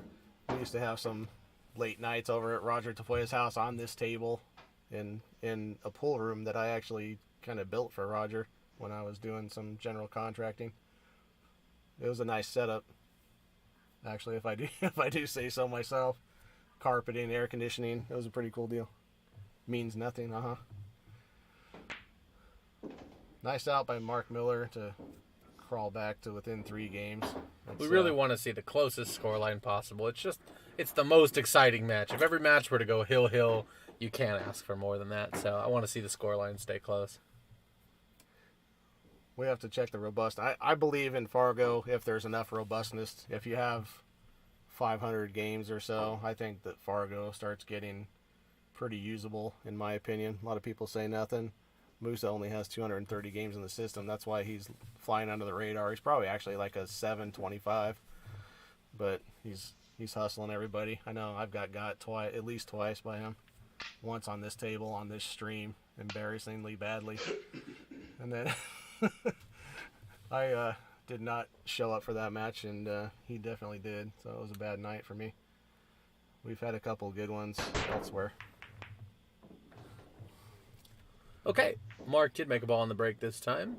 It looks like he does have shape on the 1, and he can thin. get around the 3. The 2's down. He's gonna have, if he works to get around this 3 from here, he has to also not get around the backside of the 5 and hook himself behind some traffic. He'd like to probably bump the 5 here. Oh, only bumped the 3. That did not go. Well, he's got to look. So much. He's gonna be able to defend himself. We're gonna see a safety. He's probably. Oh, he's calling it. No, he's calling it. Okay. This lay's good because of where the 4 is. Yes. A lot of 2-way Really, your potential. only concern is coming up behind the 7 if you get, it's too if you fat. were to get straight in on the 4. But other than that, it's a pretty natural position here. Really, all that can go wrong if you miss this is that you hang the 3 in the hole. If you miss this 3 ball, you should be safe. He did not miss it. Just like that. However, he did overrun it. Well, He's going to get lucky with the nudge on the 8 there, and he's going to have shape for the 5. He'll probably You just come run this 2 rails back and forth. across and back out for the 5 on the Yep. left-hand side.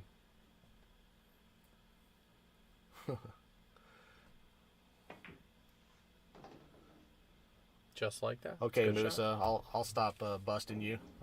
I'll let you keep hustling everybody in the chat. That's fine.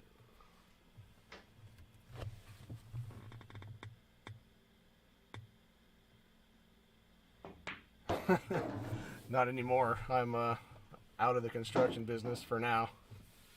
Until well, never mind. I'm not going to get political in the chat here, but yeah, I could see myself going back to some handyman work someday.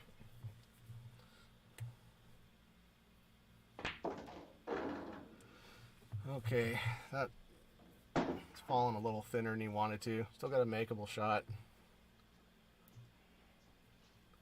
Position is, speed control is critical here.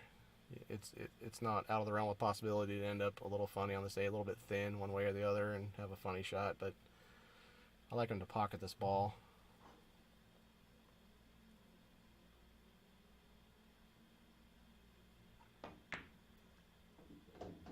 Nice shot. There's the funny shape on the 8 I was talking about. Yeah, this is touchy. I think I like shooting this in the bottom left-hand corner. I do too, and just error on the side of overcutting slightly if you're going to miss it. Yep, if you do miss, you can run it back up to the middle, and you get some distance one way or the other. He looks like he's cutting the other direction, which is also okay if you like the shot, but his cue ball is going to be traveling 2, 3, 4 rails. Probably it's going to cut. I suspect the cue ball is going to go 2 rails to where it is now, and then 2 rails in that upper right hand corner back to the middle. It's going to be hit hard. He overcut it by quite a bit. Might get away with it. No, he definitely didn't get away with it. He's got options. He can shoot this in the corner. He can shoot it at the side. He can kind of do whatever he wants here. I think I like the corner from here. Yeah, I like the corner too.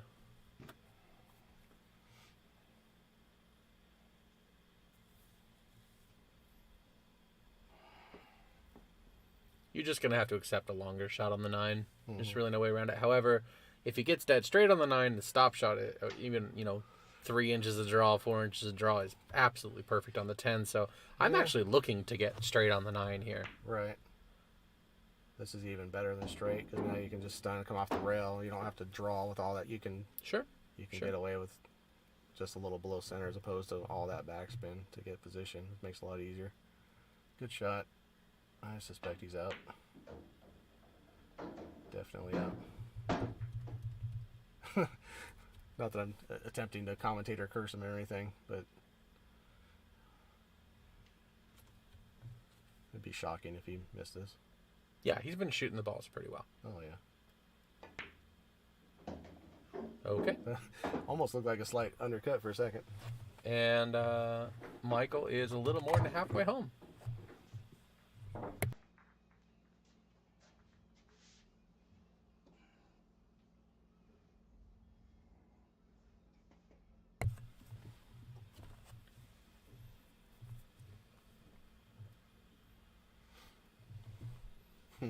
Yeah, Vic, he is out. Yes, correct. Solid prediction.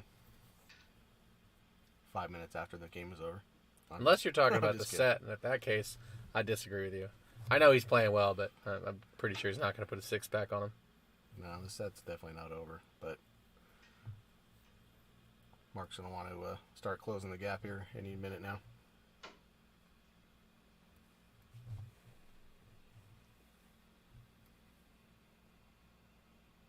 Looking for the 6 and 8 in the side pockets here. Looks good. Almost made them made a both 6. again. Made the 3.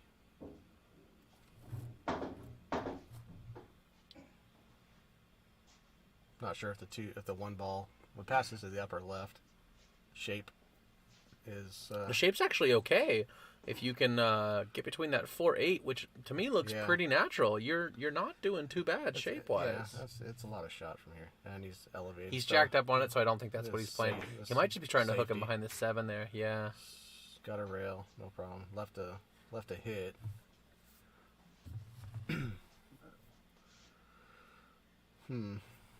Not sure Safe what I is like. not super intuitive here.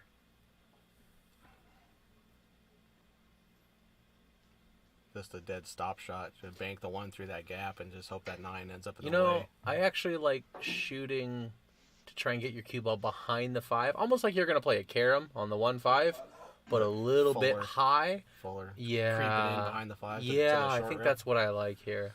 Okay. Because you should be able to get your 1 up to the middle of the table. I think he played the 5. I think he was trying to play the carom, yeah. Okay. Hasn't left anything really easy. I think Michael is going to bank this 1 ball straight back out the middle of the table, try to lay it next to the 4 on the upper rail, and work his cue ball behind the 7 somehow. You know, this you can cut this in the bottom right-hand corner and go around the 7. Yeah, maybe. Yeah. But you're playing short side on the 7, trying to beat Oh, the 10 it's an Yeah. absurdly aggressive shot. Yeah. Don't get me wrong. It is, it's just something I saw right when I got that Yeah. angle there and just throwing it out there. I don't think it was the correct shot by any means. No. Well, we're going to see a combo on the 5 or an attempt at a combo on the 5. That's really the only thing you can go He's- for here. he's If jumping. you're trying to be aggressive, you really So need to be he's trying to jumping pocket here. that Okay, 5 I thought he ball. could see this ball, but yeah, I think you still have to call the 5 here. Probably did. Did he call it? He must have said something out loud. Oh, okay. It's a good try at it, Great let's shot. be honest. Yeah, nice hit. Good try. Good result. Well, yeah, not a bad result. I think we're going to see cue ball Same- behind the 7 again. Same shot. Same thing. One ball Yep. up on the end rail or somewhere thereabout. Because I think if you hit this hard enough to get the one all the way up there, you're gonna leak out. So he did it really really well. I think he has the edge of this ball. If not, he at least has the 1 rail kick. Mm-hmm. But not easy necessarily to get safe from here.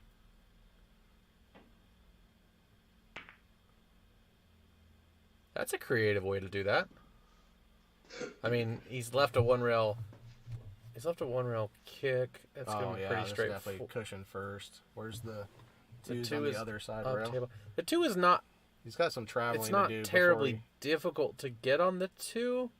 You just really only have to worry about getting behind the 4. Yeah, you're if going to be a anything. mile away from the 2 ball when you What shoot I this. actually really like here is going as thin as possible on the 1 and going between the 8-7 so that you don't have to worry about the 4 ball being there.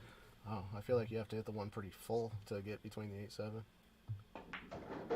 Just that. like There's that 4 that. ball you were talking about. The Absolutely fine. The 4 ball got jumped in the game, I think. Yeah, he's Yeah. Wow. I didn't think he could both get between those and still run into the 4. I It was thought all the spin. The spin opened up off that second rail and just carried way over.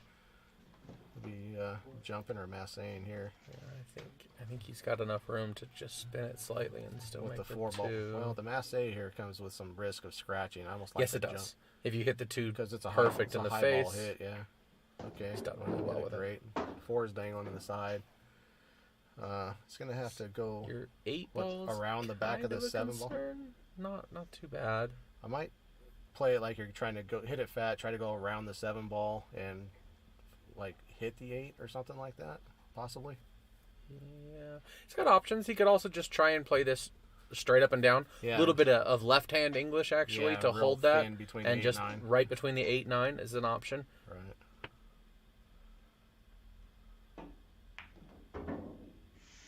Side pocket. Oh. And he probably has a hole here to look. Getting on top that Oh, wow. 7 makes this brutally difficult. Absolutely. Nobody in the planet has to pocket this ball. This ball is so hard to cue straight because any slight side English whatsoever, one way or the other, this ball is bending. The only good thing is if he makes the 5, the shape on the 7 is completely natural. That Yeah, shot I'm was not surprised. That's Insanely tough. Handy scratch. Yeah, it's just a tough one. That you know, shot's brutal.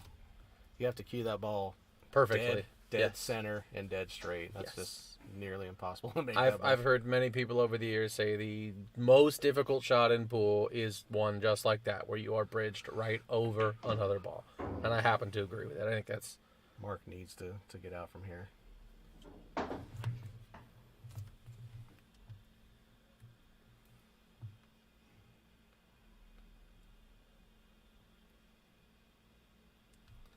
I don't know that you could be watching this stream if you hadn't joined the group, can you? I don't think so. Yeah, I think you have to be accepted to the group to watch the streams. Well, I like Mark's chances here. You should be able to either stop it or Go up you into can go. this- You can go 2 rails Down here into this corner. with a little bit of inside to kill it. Yeah, that's an Yeah. option as well. Yeah, He's elected for straight that up. route. Oh no. He didn't put either the English didn't take as much as he wanted, or he didn't put as much of it on there as he should have. Basically right on the 50-yard line. He can make this into either of these corner pockets and get shape. I think I like shooting into the upper right. I would agree. Some draw Yes. here. But However, I wouldn't be putting any draw on this ball. I think if you go upper right, you can actually go around the 10, and running into the 10 is not a problem. I like avoiding because if you graze the 10, you're kind of dead in the water. He's playing the upper left here. He's going to try to just kill this up into this upper right-hand corner. Both shots are a little bit testy.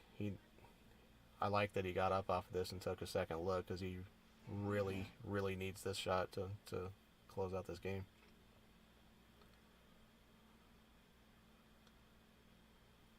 Psychologically, it's going to be real deflating if you don't get out from right here. But he's in a tough spot, slightly tough spot. He's undercut. No, he's good. Perfect. Great shot. Great shot. I like that he backed off and took his time there. That was great. And Michael concedes that game. So we're looking at a 7-4 score line for Michael. Mark's got a couple in a row now, or no, they've traded, right? It was 6-2 6 to after 2. the break. So Yeah. Mark's up 2 games. 2-1 since the break.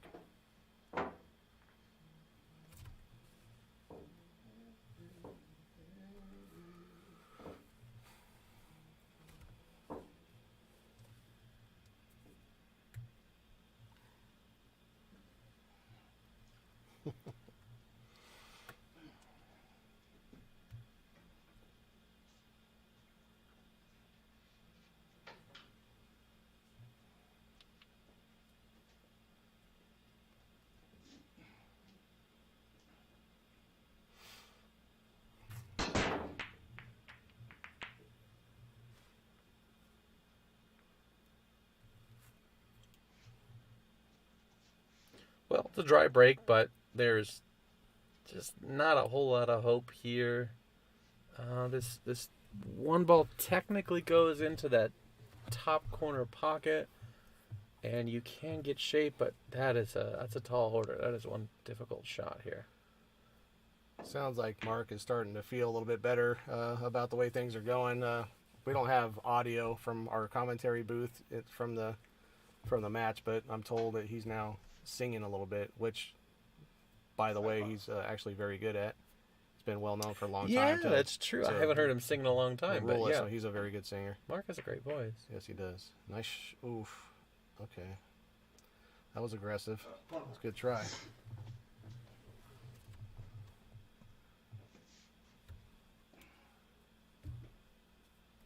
But it just shows a level of relaxation that he wasn't displaying a few games back. So that's good. Good to hear.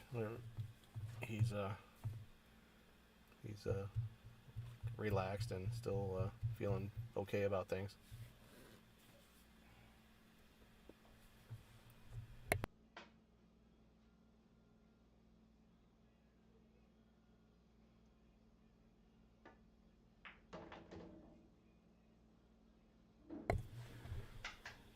Okay.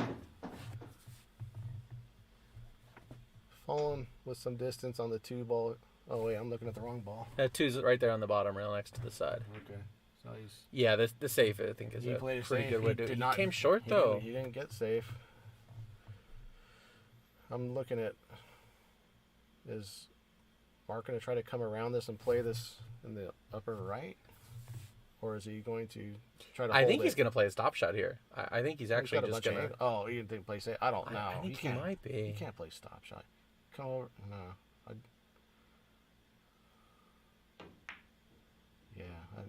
That's Okay, what it is. That's a great okay. shot. Very good I shot. really didn't think he'd have an easy time getting around the 4, so that's a good shot. No, I wouldn't say it was easy, but he made a good shot. I think I would have been bummed out to see him try to play safe on that shot. You just have to put some stuff together and try to fire back and put some heat on your opponent, and that's not a great way. You know, if you're able to get safeties and ball in hands, it could frustrate your guy. But I think when you have open shots like that and a fairly open table, There is nothing more frustrating than not coming back to the table. That's right? Oh, one used up every bit of that pocket, but he felt pretty good.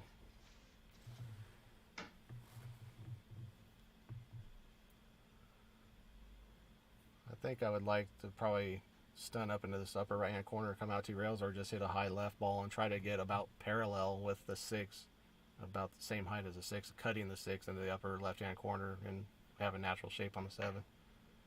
This is, oh, he's missed it, but that's about the angle you want right there. Well, actually, looks like he's gotten completely safe behind the 10. okay, that's a pretty good roll. That was my bad for the luck, but We're going to see at least a 1, if not a 2 railer, and he's called it in the top right-hand corner. look at the Not separation. a bad attempt at it. No, it's a good shot. I feel like he was fortunate to thread that needle between all those balls and not touch anything, but nonetheless, he made a good hit and got a good result, and nothing wrong with that. We're going to see a safety here. I think he called it in the top left-hand corner. I think he can make it past the 10. Okay. He definitely had the whole ball to play with. We're going to see a Groundhog Day of the last couple of shots.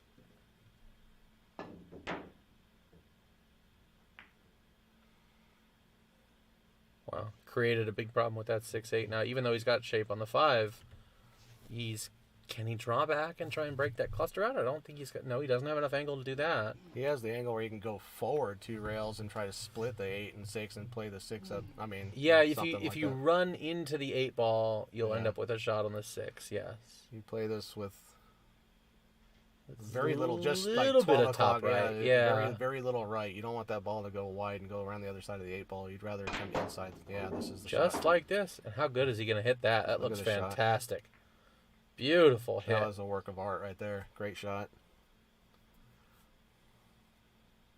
If anything, he's a little funky getting to the 7 because you're But he- almost guaranteed to run into the 8 But here. he has an angle here. Now you're not guaranteed because it's just center left here. You can miss the 8 and you're still Think you coming can back. miss it? Yeah, I Okay. think you can just. You don't want to draw this much. But If you do clip the top of the 8, it might not even be Look at horrible. that. He's able to dodge it entirely. It's a good shot. you almost got too much out of that. Good He might have shot. fallen too straight too. So wow, he's gonna have to. Roll forward, play the 8 in the top left-hand corner again. Yeah, but he's gonna be. It looks like he's gonna be close to this bottom rail here. He's awfully straight here, and I hope, you're probably tempted to try to play some sort of rail first to get your cue ball off the rail here, but when the 7 is this far away from the hole, It's really touchy to becomes play the rail first. Very there. missable. You have to just accept being very close to this rail. I like that. He's He'll just go about forward. as straight as he wants Play to the be 9 here. on the side. Exactly. He's got enough angle to get off the rail, but not so much angle that it's super difficult to pocket this 8 ball. So he's falling as good as you could hope to fall here. You just have to make one testy shot, and you should get out.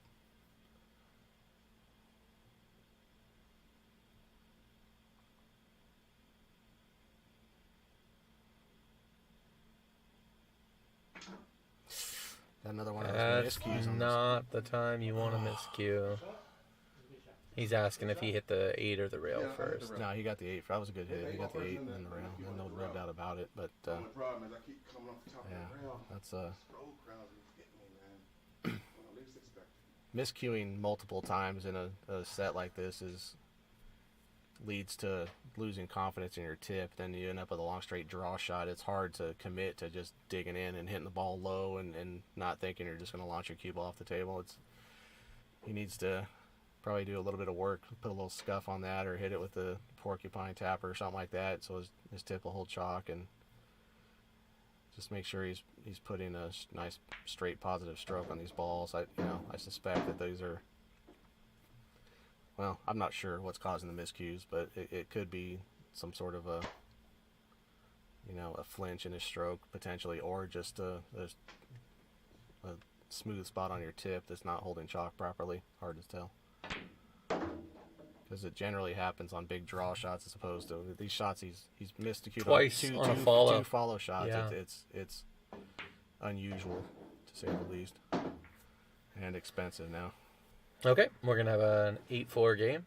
Michael's still in the lead. Assuming that he didn't miscue on those 2 shots and he ended up winning those games, we would have a tie ball game right here. We bet 6-6.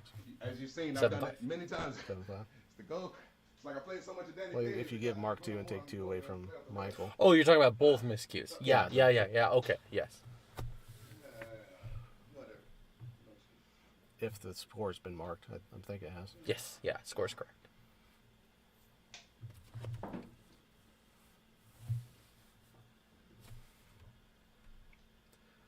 So you can see how expensive that is. Instead of being tied, you're down. The guy has twice as many games as you. From this point, that's pretty Yeah. brutal deal. You need to really figure out what's going on through the pipe here. And okay, he's gonna get another opportunity to get started with ball in hand with a very wide open table. Yep, the layout is pretty ideal here. The 4 is down, so if you're going from the 3 to the 5, yeah, you gotta like this.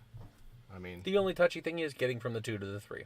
As long as you lay well in the 3, the rest of the rack plays pretty fine. yeah, but with ball in hand on the 1, you should be able to get where you want to on the 2. You know, Absolutely, this is, absolutely.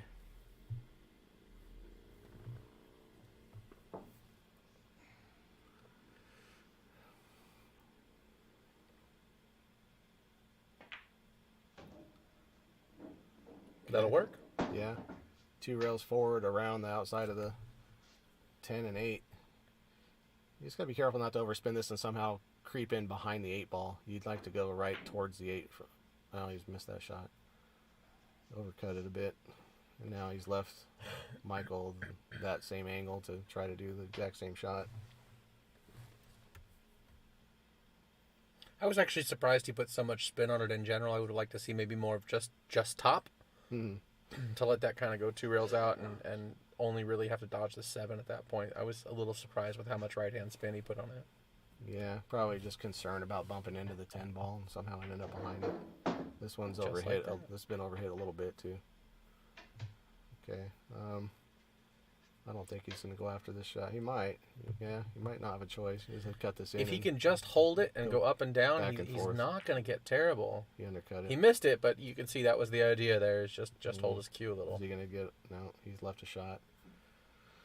So, Mark got away with a pretty serious error there on that 2 ball. And Probably going to have to get the bridge here. This is He a plays- real long Mark reach. plays with an 8-inch extension full time on the back of his cue. So his cue is 66 inches long as it full time.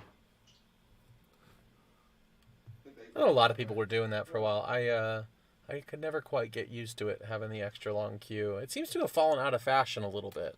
Yeah, maybe. I did it for a while, and then I backed off to a 5-inch. I had that 8-incher cut down to 5, and then I bought a 4-inch carbon fiber extension that's much lighter. So I like the length. If you get another cue made, would you just make it significantly longer to begin with? I don't think so. I don't think I would make the shaft much longer than it is, because I think they become whippy.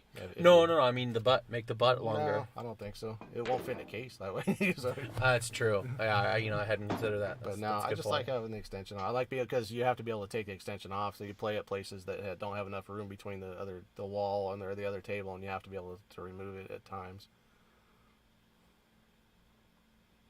I don't know if I got to a place where I couldn't actually stroke the ball. I think I'd just pack my stuff up and go home.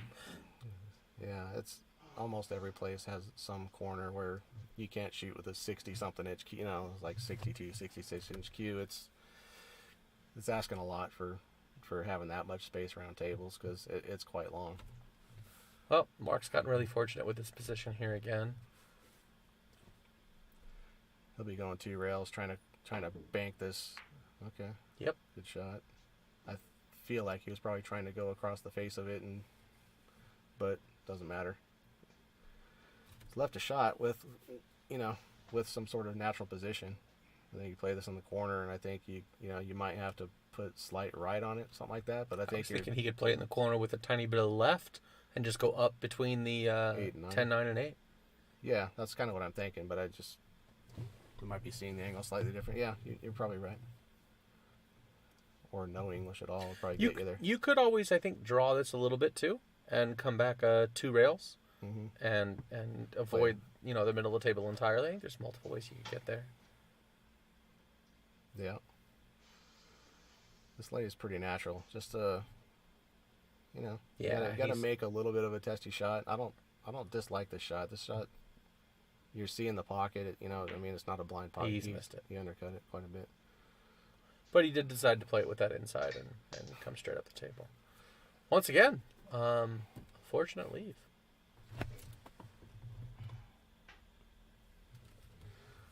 Well, Richard, you might someday see a doubles match involving Musa and Michael playing together, and then me and somebody, potentially Mark Miller, that you're watching here, play together. We've been talking about that game for a while. If they're really twins, I would hate to commentate that match because I would have no clue who the heck was who. That's not good. That could be a function of lost confidence in that tip on that draw shot. You don't hit as low, and then something like you're not getting the draw you're looking for here. That's an error. Look at this speed. That's a great shot. Get right to the bottom rail. Yeah. It's cuttable, but that's still a good shot. I know. And you just scared me away from that match for another 6 months. So you almost had us on the line, and then you got all excited. And now I'm going to run away again, because I've been like, man, Musa beat my ass so bad last time we played, I don't even want to mess around. and now I'm starting to think about it, and you just hopped up immediately, so I'm going to go back into hibernation for another couple months. You can get a real good picture of that extension that he's got that we were just talking about there. All that black at the end of that cue, which is, by the way, that's a custom-made Eddie Cohen cue that was made, with some collaboration on the design by Mark. So it's a beauty. It's got some mother of pearl. I don't know all the details of it, but it's a nice looking cue. Eddie did a great job. Is that the one that has some purple wood in it? I think. Remember, Mark was playing with a cue for a while that had a purple colored wood. I don't remember specifically what the wood was.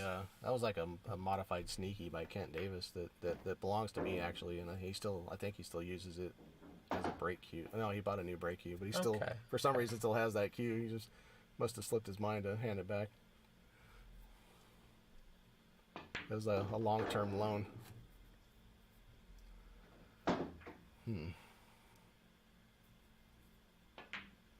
I'm starting to get a little bit critical here for Mark Miller.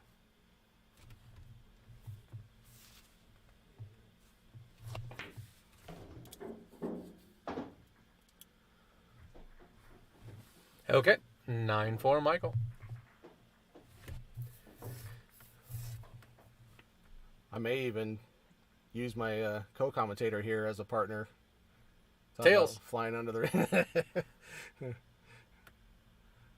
Apparently, you haven't seen me play with a camera nearby.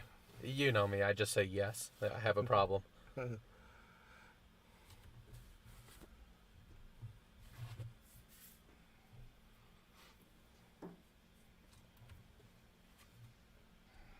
Okay, then.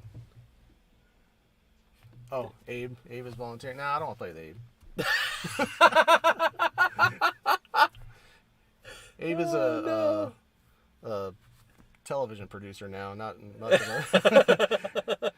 Abe just waved at me through the window with a weird because it wasn't a full hand. I just saw one finger, I think. We have a great time doing this too. Yeah, Nothing but laughs I and have good way stuff more down here. fun acting like I know what I'm talking about than I do trying to prove it. So that was a dry break. I didn't see anything wrong with it. I mean, he looked Mark like he hit will it fine. two-rail bank this one ball back between the 7-8 and roll his cue ball behind the 3.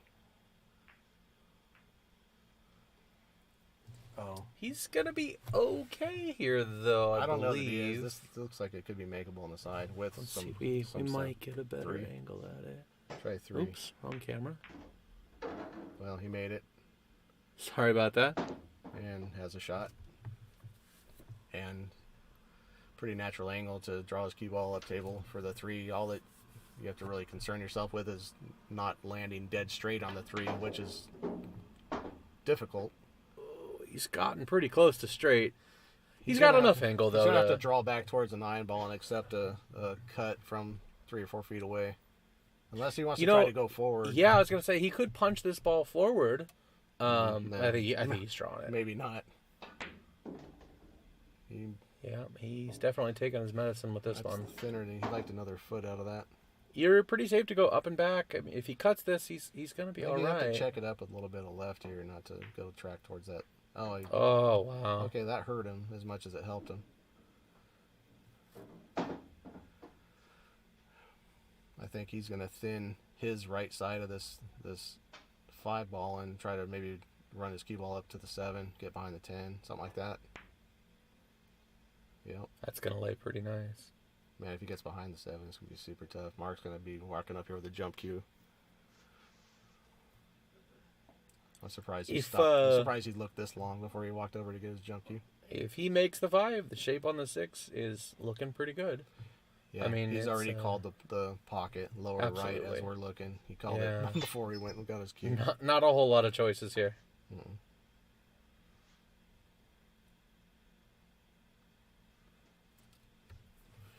Well, we This can't lays see- good with the distance the cue ball is off the rail and the distance between the cue ball and the 10. It lays good, for the comfortable jump. It's not an easy jump by any stretch, so. Oh no, and he's left great shape for Michael here. Okay. Good news is that he's slightly on the wrong side of this ball to get, well, the good news for Mark, I should say. The bad news for him is he's going to have to accept some distance on this 6 ball. Not a lot, but he's not, getting in the middle of the table yeah, though, it's he's just not getting any closer to it. That's all. Right, It's right, not right. super tough. Oh, so we're getting some hints here that that Musa might have something brewing on the vortex, conceivably. I'm going to need to get the details on that. I guess on the side, they're not ready to announce anything yet. Yeah, he's taking a lot of time to look at this. He's not happy with it. Yeah, well, if you roll this in and go far enough to where you have the angle you want on the 6 ball, you're going to be about 5 feet plus away from the 6 ball. So, not the easiest shot in the world to pocket from out there, but yeah. Yeah, that's about as well as he could have done with that.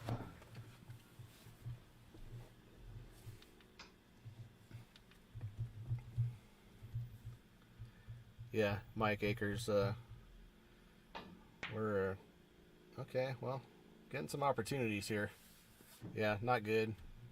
Mike Akers is a old friend of mine and Mark Miller's, so hence the This is really difficult to get back for the 7.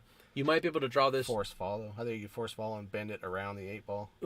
Possibly. It's rough. Like he's whining. Oh, now he's trying rough. to stun. I think he's trying to just punch that with center and This come is the up kind of shot you down. overcut. You can miss trying to do a lot. Wow, he drilled that. Great punch. He's good. It's a great punch. What a friggin' shot, man. That's fantastic. He put a great stroke on that ball, punched it straight in the side pocket. He manufactured. That's a 9 out of 10 difficulty right there. That's Yeah. really a good shot. That's making chicken soup out of chicken poop. I was trying to figure out where you were going with that because chicken's the number 1 ingredient in chicken soup. So.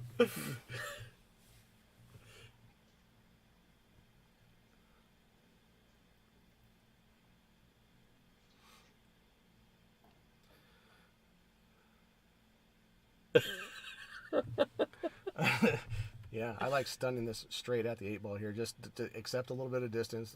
I think you could actually just play forward, go 1 rail, and try and play the 8 in the side. I don't think this is that. This is what I like right here. Okay.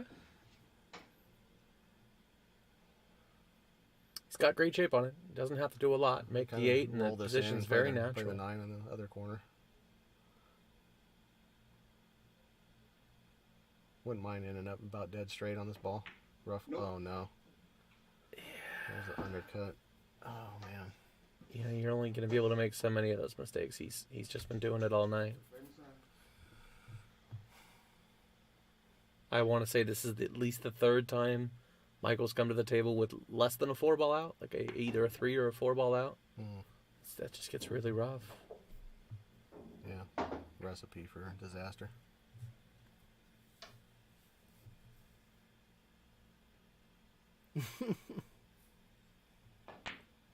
You are correct, Abe. I am extremely stupid. But apparently you do construction really well, so you got that going for you. Yeah. Oh, no. Wow. Well, that is... He hasn't left a hanger, but I don't... Nobody can be happy about that one. I wouldn't say that he got away with it. He's going to have to just take this cut, and what's he looking at, a bank? Yeah, he looks like he's lining up the bank, yeah. Let's go look at this angle here, because I don't know about that. Oh, you can't see it. Dang. I don't know if I like a bank. I'm a fan of the cut here, too. He's nailed it. No. Oh! He played that so he can just jam his key ball on that end rail. Has a lot of two-way potential. If you turn that key ball loose, who knows what's going to happen. But man, I thought he nailed that one. Well, he's left a serious tester here. I don't think it's scratchy. No. Well, man, it's not scratchy. Yeah, this is you almost play this down in the left. I think he might be cutting this to our left, so just... Oh, no. Wow. Oh, okay. Good shot. Look at that speed control. That's a very disciplined choice. I like that choice a lot. But anytime you can miss a 10 ball and come back to the table, you're pretty thrilled. And both of them have done that at least once. Ugh. It might be just enough. No, it's not. It's not good. Dang. A little bit thin. Okay, 10-4 for in favor of Michael.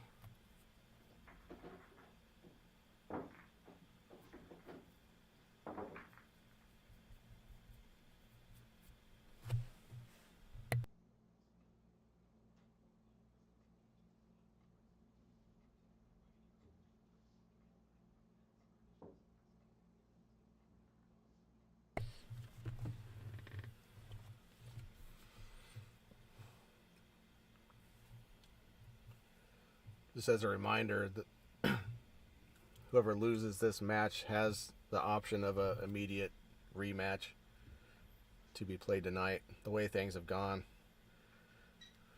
I'd be slightly surprised if Mark flipped the coin again. Maybe he just feels like it's not his night, or hasn't brought his A game. So I'd love to see it. To be honest with you, I hope they flip again.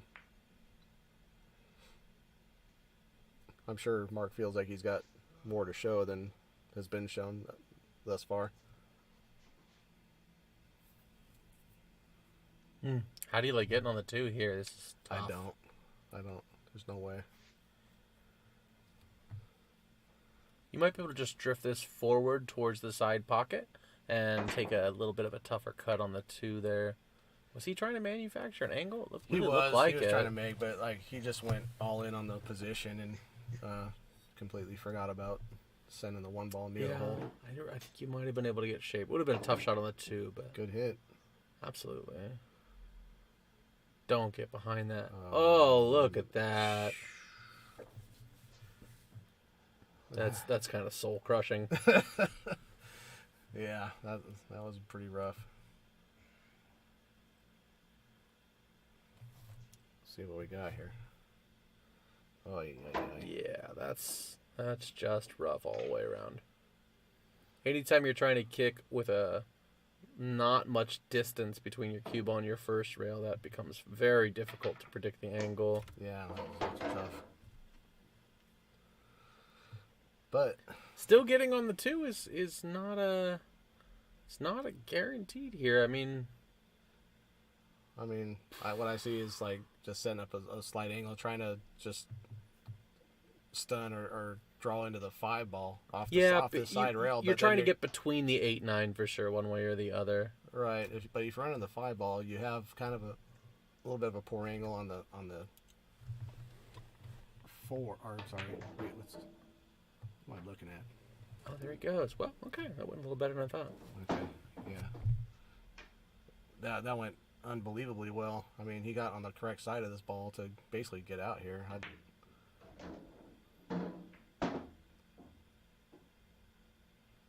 Ooh. Still not too much trouble. That actually helped him a lot because now it takes the potential scratch in the side out of play. Now you can just run into the 8 ball and make it from here if you wanted to. It was a little bit thinner than I was looking at, but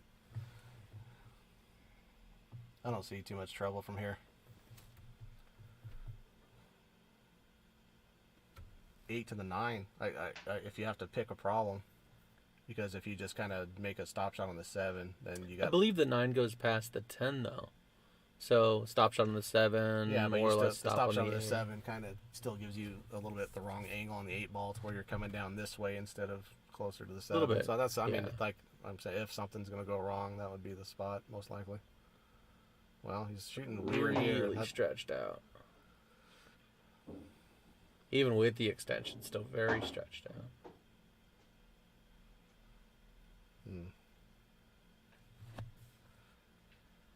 Still not bad. There's still not too much trouble here. I guess you could somehow overdraw this, trying to make sure you clear the 9 ball and end up with a weird angle on the 6. Yeah, you only need to draw back maybe about 6 inches. inches to Yeah. get shape on that 6 though. So But, right. But if you overdo it, then you have to work to get on the 7 again. Well, he's close. I mean, he really tried to. he may not have a shot. It's a mini jump. If anything, I think we might just see him elevate and try and punch over that 9. I'm actually a fan of if you do have to jump on that with a full cue. Got a level cue here. Looks like he looks awfully tight. Yeah, when it's this close, I really like just elevating and putting a little bit of a baby jump on that. Anyways, Me too. If you have just a sliver of that 9 ball to get over, I agree. I would go grab my break cue and jump over this with a full cue. just So, like that. beauty. Yes, absolutely. Great shot. You just kind of have to accept what you get on the 7. As long as you pocket this, the 8, the shape on the 8 is good. And you have Do you to. have any scratch to worry about here? Let's try I don't think so. No, he's in pretty good shape here. You just roll this in, you hit the short rail, come out. He's missed it. Overcut it. I think that was a function of him being concerned about getting close to that corner pocket. So your tendency is to err on the side of keeping your cue ball away from it, and then thereby missing the ball. Understandable miss right there, I guess. Giving Mark a great chance here. Yeah. Not the easiest shot to start with here.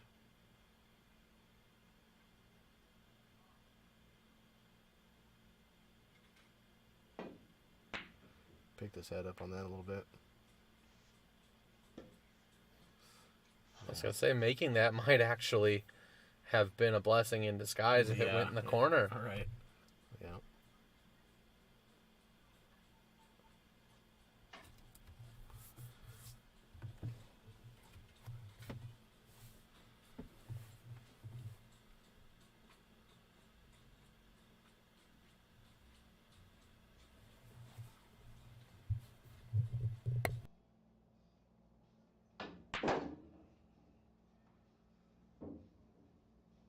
I think we might have just encountered a pogo stick in the wild here. Someone was outside making all kinds of noise.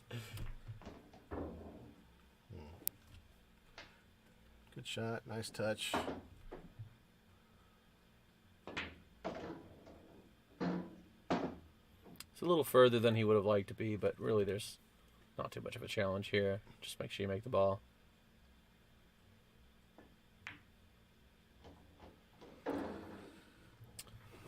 Right. Michael is marching his way home.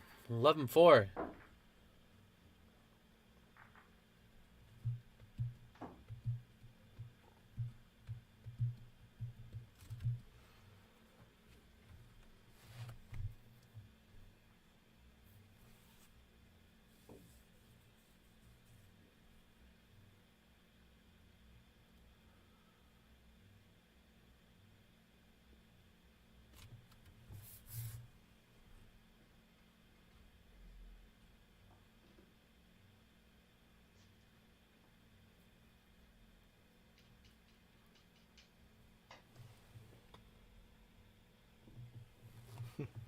Oh, he's going.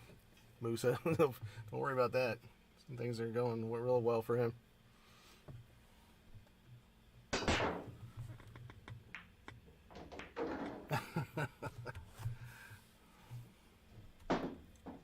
Well, he's got a chance here. Needs to make the most of this. Six balls. A little funny. Well, when the 5 is gone, it won't be. The 4 and the 5 are gone, it won't be too bad. Getting from the 5 to the 6, depending on where he ends up, could be a... If he can put his cue ball about where the 3 is for the 5 ball, I like it. Right. Yeah, which means if you need to get on the bottom for the 4, which means with how straight he is here, he's got to draw back and try and play the 3 in the top right-hand pocket here. Okay. Scrambling a little bit. This isn't the ideal angle. But if he can draw back here underneath the 10. If he can just stone over and leave himself a window between the 8 and 5 where he can make this 4, he can twist that in and come back and actually nudge the 8. I really like drawing this quite hard and trying to come back down to the bottom of the table for the 4. Yeah? Yeah, just like that. Oh, man.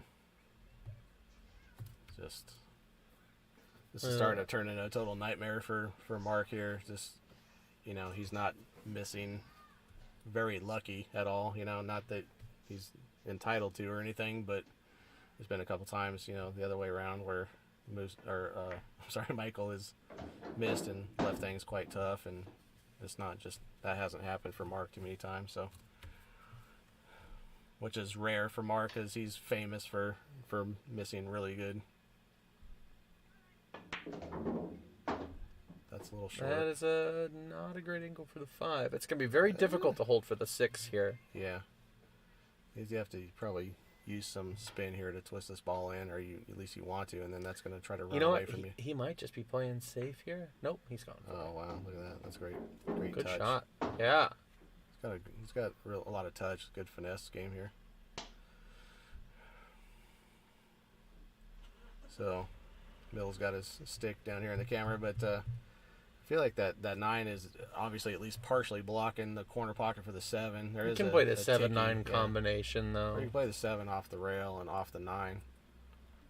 You know what I mean? Just Yeah, side yeah, rail that's and also a an ticky option, off too. the 9. That's a shot I kind of play quite a bit. It lays pretty good.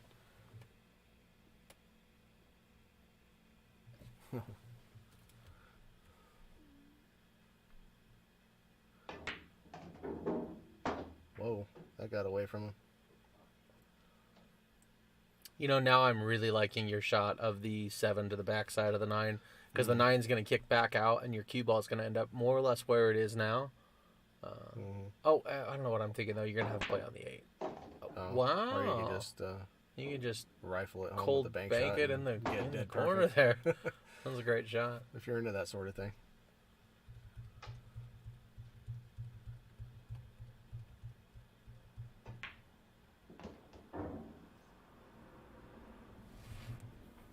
Just going to have to stretch out again here. Perfect. Well, there's a very good chance he's going to be on the hill after this 10 ball. Uh-oh. Got him. Ooh, twice in I one got set. him. Now he's done that. And both shots were almost as straight. Or both shots were equally straight, I should say.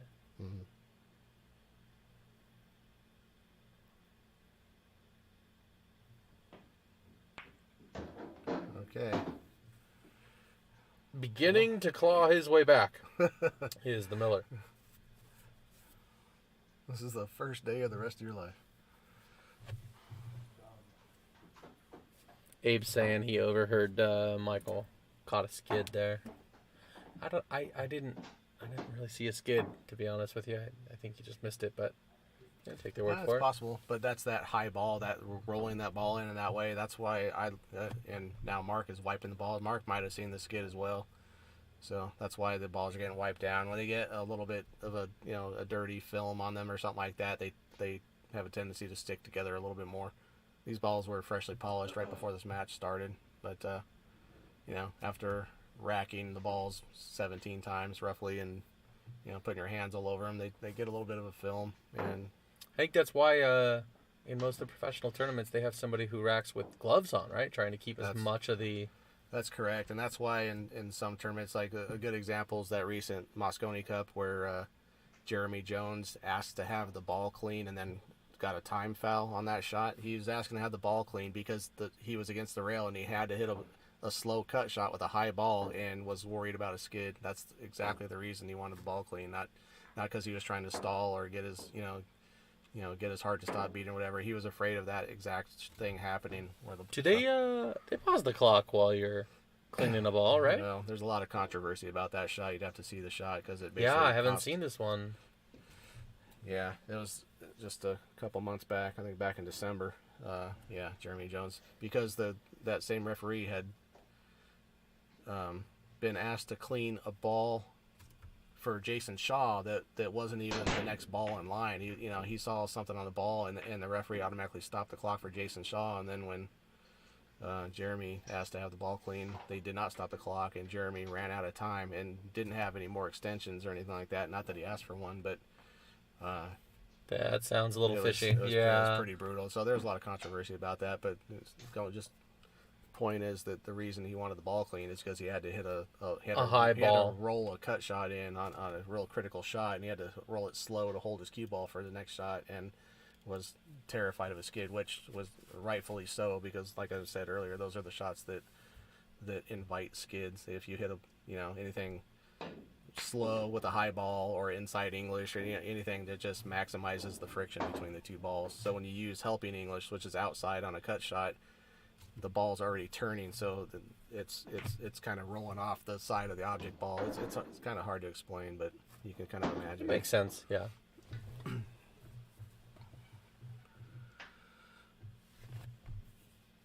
I think what you're looking for is the balls separate as fast as possible when you've already got spin. But on when the them. balls are making contact, the cue ball is already spinning with the, it's not fighting it's not creating friction by rolling Right, the and opposite when way. It's rolling with the it's helping. So And when you create friction, the balls stay together a little bit longer. Yeah. Versus with the spin, they separate faster. Exactly. If the balls stick together for a split second, it'll throw the cue ball will push the object ball offline immediately on contact. And Right. that's the skid. That's what your the skid. is. Yes. And that's what Michael is saying that happened. It was very believable. I just didn't see it on the video. Yeah, I didn't see it, but oh no, was he trying to play safe here?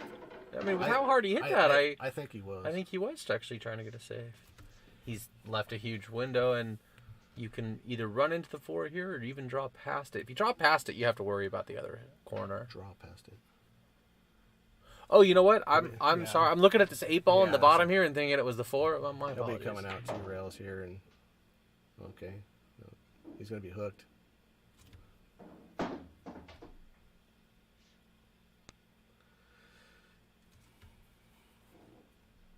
It's not okay. Good shot.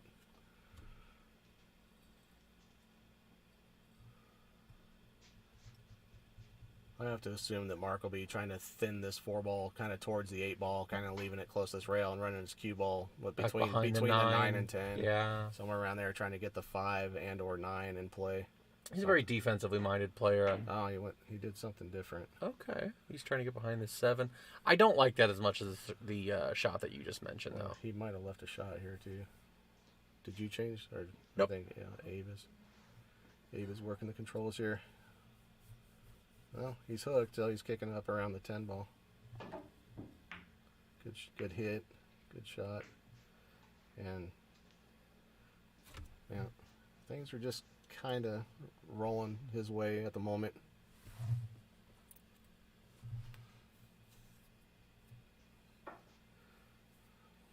Mark will kind of run this 4 up by the chalk to the right side of the 10 and run his cue ball behind the 9. He'll be banking the 4 up off the short rail up there. Yeah, just like this, and trying to run his cue ball behind the 9 and the 10. I think he's probably left the edge of the 4. Maybe not. It's pretty close. Great speed, good shot. Either way, I mean, it's a good I shot. think he still has an edge a of little the mass 4 there. at the most. He's gonna have to bend this, but he doesn't even have to do that. Just run up behind the 7. Now we gotta look at this angle. That's Perfect. hooked. Jump cue on the way out here, probably. 10 ball over there. No, he's going to go kicking one it. rail. Well, I hate this. I mean, that corner pocket up there is massive from here. If he makes that shot, he's almost definitely scratching. Well, he hit it good. But I agree. If he had hit It's it, almost impossible to make that ball and avoid the scratch. right. Yes. Yeah, I didn't like. I think he was calling it on the off chance. I don't think he ever planned on actually making that ball. Right. Good shot. I mean, I was concerned, but he saw something different. Another good shot there. Okay. Good opportunity for him to get on the hill here. He's going to draw his ball between the 7-5 and back out for something roughly straight in on the 6 on the side. Sounds about right.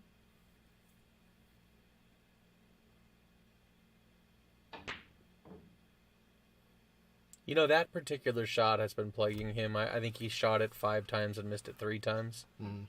But see, he's gotten away with it again. You know what I mean? Yes, absolutely. That's pure Yes. fortune right there. that was very fortunate lead. But that particular back cut with the draw has been Mhm. plaguing him a little bit.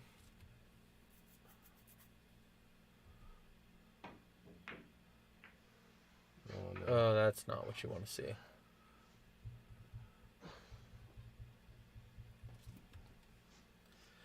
The 7 is not entirely out of play here.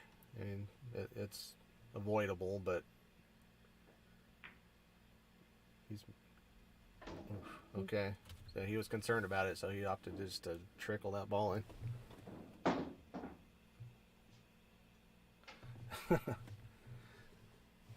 Now we were saying, Evan Broxmeyer. I know that name. Yeah, Musa is a bit the stronger player. Yeah, it's been brought up a couple of times. We looked up the Fargos, and there's a 41-point difference in Fargo with Musa being the stronger player. Yeah, just in my experience and watching the two of them and playing, we've played some doubles. You know, I've been involved in some doubles matches with these two gentlemen. Musa seems to kind of take the lead and do the lion's share of the coaching and stuff like that. So, the assumption being that he at least fancies himself to be better. Just kidding. I've never played a heads-up match with Michael. Moose and I are rated very close to the same, and we've beaten each other a couple of times.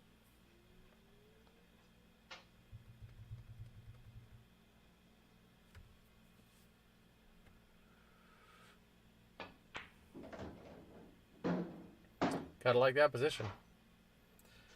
It's pretty good. Okay, well, this is going to put Michael on the hill for sure. That one Taking no chances with that that one. ball didn't roll off or skid, being that he hit it like break speed plus.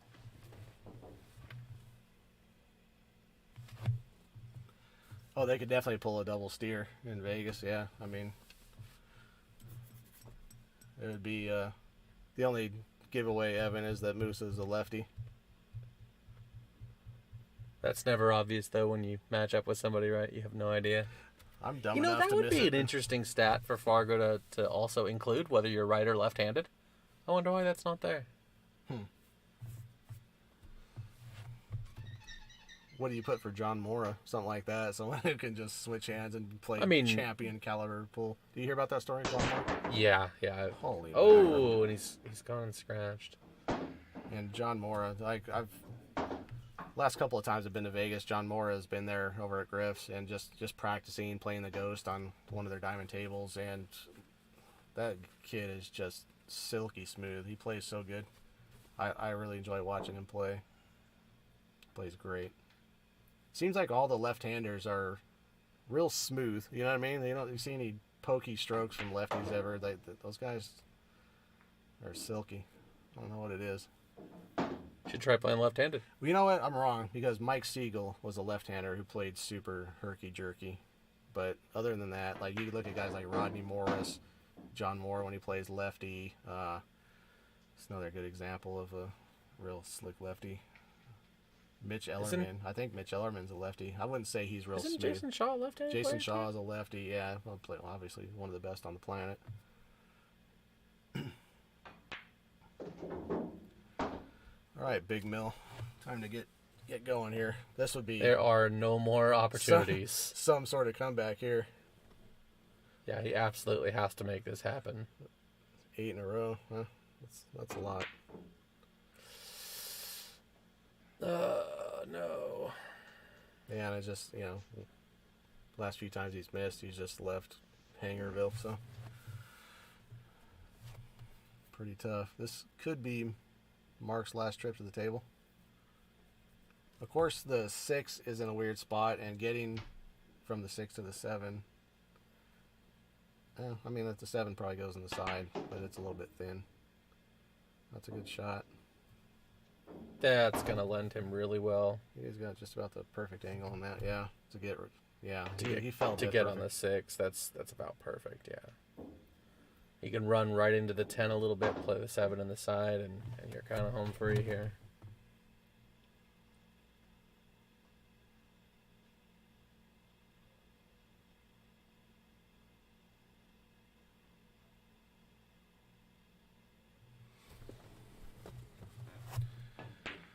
No, Evan, I mean, I understand that Fargo's not the be-all, end-all of rating systems. It's as good as anything we got, and I believe that once you get some, a good chunk of robustness, that it's a pretty good jumping off point. The more you invest in the system, the more accurate the system gets.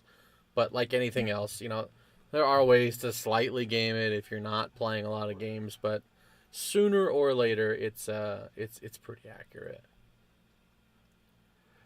I've seen your name around. I think I've watched you play on video, Evan. So we'll check So him this out, is because I think Evan's got to be This is a little bit testy up here. near the 700 range. I would Does have the to 7 guess. go past the 9?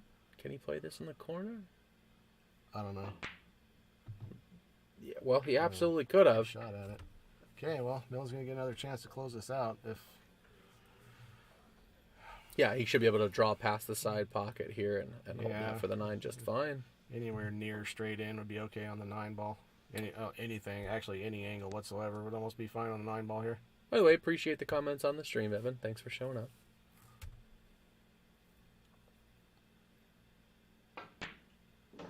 Perfect. Good shot. Perfect.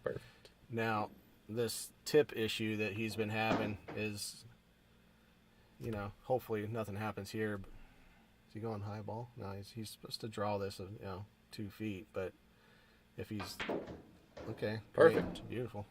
Good shot. I don't know what happened to my Fargo app.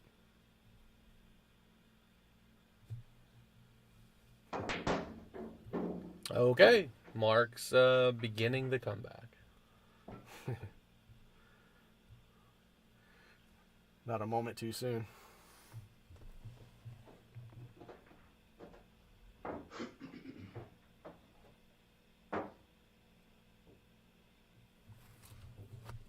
No, and Evan, I took no form of disrespect by you're welcome to debate, anything you like here. That's really what we're here doing. Yeah, we're just trying to hold a conversation, keep you guys entertained, and talk some pool. So sharing some we ideas. welcome the difference of opinions. Have fun. I'm nowhere near champion speed. I'm a 638 roughly Fargo, and I mean, I'm basically like one of the best players in the world. So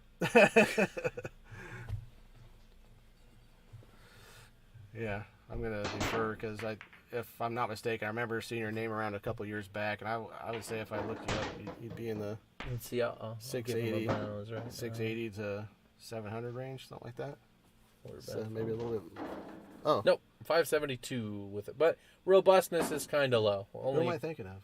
Only Maybe 200 I'm thinking games. of Evan. I'm probably 197 thinking games. of Evan Edwards. That's right. My bad. But I got you. Still welcome to debate. You don't have to be a professional pool player to know some stuff, obviously. Otherwise, we wouldn't have anything to do on a Friday night. This one ball just doesn't really have a pocket anywhere. He's got a half pocket past the 5, but with a back cut like that, that's incredibly difficult. I don't even think he. Oh no, That's just way no, too he's much. gonna probably Yeah. thin this and try to or bank this near the 5 and try to just cue ball up table somewhere behind the stack. You know what I'm thinking here is actually go ahead and try and get your cue ball up near the 5 and bank the one ball, try and go between the 210. No, he no. did something along the lines of what I was talking about, but left a real juicy combination on the 1-5.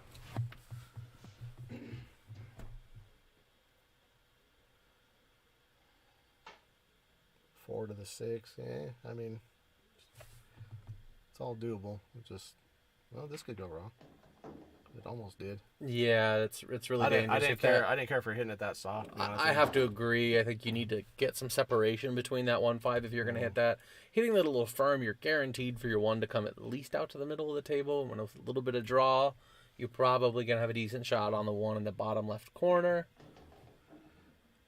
I saw it, Mike. I saw that you sent something. I haven't looked at it yet.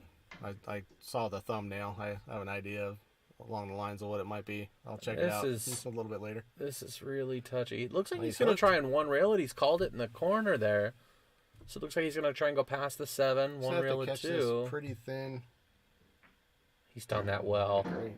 He's done that really well. That's a fantastic shot. Okay, if this doesn't pass the 4 ball though, he's got some moving to do on the cue ball.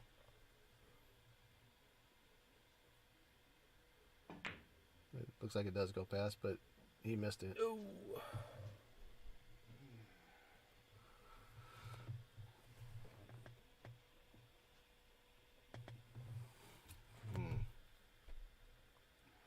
I wouldn't be surprised to see Miller try to kick this one rail to the.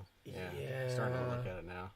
I mean, Can't- just at a I don't time think where he you can just. see the whole ball, and he can't- really needs to make something happen here. Yeah, it's time to just either make something happen or. Although this does go against your adage of you should never be kicking at a ball that you can see all of. But you can't do any. You can't do much with this ball.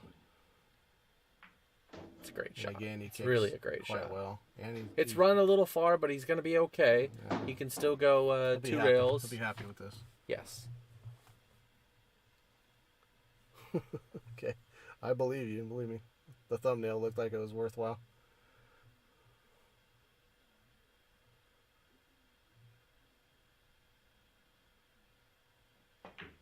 Good shot. Good shot. He's gotten. He'll take He's laying it. well. He'll take it. He's playing well. He's Really wasn't trying to play the short side there, but you know what? At this point, he's happy with any kind of shot he gets. Let's see what this looks like. Okay, he's got some angle. Yeah, I like a little bit of draw here. you He's- can shoot this with forward too. There's nothing wrong with that, I but just don't want to be straight in. I don't want to be dead straight on this 9 ball. He should be good. yeah, even dead straight is not a problem here. I mean, dead straight, you just draw straight back. There's really no bad shape on this 9 unless you're touching it. Right. But when you're at this score line, you want things to be real easy. You don't want to shoot any tough stuff.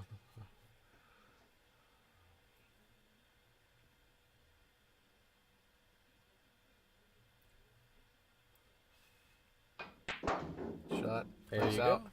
Continuing the march. 12-7. I mean, with Michael on the hill, I'm trying to look for a way to say that this is going to get interesting at a certain score line, but with Michael on the hill, it's just basically sudden death the rest of the way out here for Mark. He's going to have to Which is just nerve-wracking. really play lockdown pool. You know, he's going to have to probably get a couple rolls. He's going to have to improve his run out average here. That's what's so tough about it is you've kind of put yourself in this position where you have to play perfect, and you haven't been playing perfect the whole set. But So at it's some point, at this so point right tough. here, the pressure's off. He's going to start feeling pressure again if he gets to like 10, something like that. But right now, he's just this is just trying to be annoying for a little while now. You know what I mean? yeah. You just want to be a thorn in the side for a That's a while good way and to put it. see what happens. But you don't have a lot of expectations for winning this set from here. But I mean, if you're able to be annoying for like 3-4 more racks, then the pressure falls squarely back on Michael, and then things can start happening from there.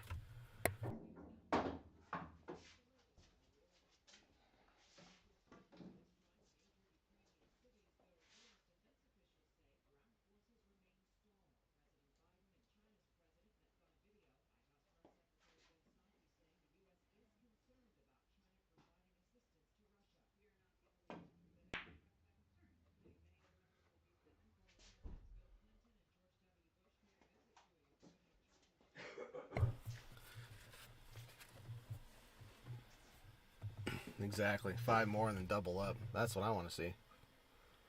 That'd be awesome. That'd be so entertaining that I think Michael should just concede the next 5 games and they should flip the coin again. Something tells me that that's not going to happen. No, probably not. Good safety there by Mike. That was absolutely not intentional. He got a double kiss off the Oh, one I to be able to missed. sneak past it. So, Oh, no. All right. Still a lot of maneuvering to do here to get out.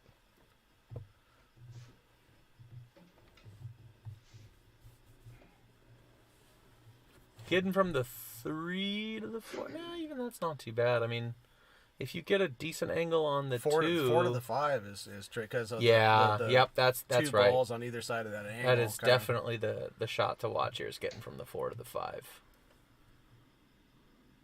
I don't like necessarily playing the 1 on that side. He's done well.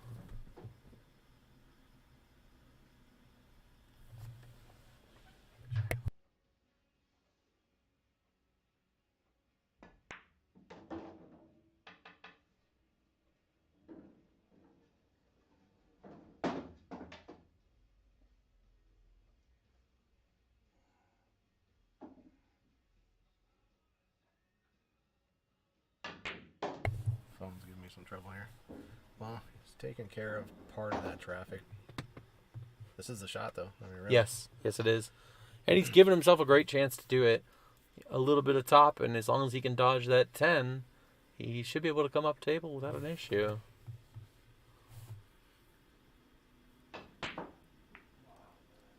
Well, he dodged the 10, but he forgot to make the 4 ball. And look at the weave. This is, little wave of apology. It's been running pretty good here for the last few racks with a couple of these misses. No big deal. This is part of rotation pool, but when you're trying to mount a comeback, it's a He little should be able to, exasperating. if he doesn't hit this super hard, he might be able to stick this behind the 10. A little bit of spin. Oh, nope, he's gone the other way. I thought he was going to play to the right side of the 10 Just don't wanna hit and that try and safe. stick that. Okay. Well, Shape plays well. If he makes this 4, he should be able to get around the 9, and yeah. shouldn't be too Just bad. a little bit of a tester of a shot here. I'd say, what are you? 50. Yeah. Oh. Okay. I think he's gonna have to jump. We don't have a better angle in this, but yeah, I think you might be right.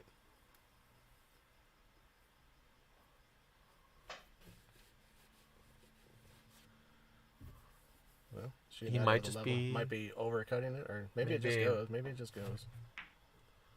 It just It goes. just goes. Yeah, sometimes difficult to see the angle on the camera. All right, still some work here. Probably have to go around the back of the 10 ball, come along the line of where his cue ball is, like 3 rails right out where. I think he can hold this with some inside. He could. Let's see how much angle he's got. I don't think. I think I like your shot better now that I see it from this angle. Yeah, he agrees. Well, okay. If that sticks right there, Does that limit his option on the 9? No, it still it goes does. past. No, I don't think it goes past. Yeah, it's pretty close. I think it goes past. All right.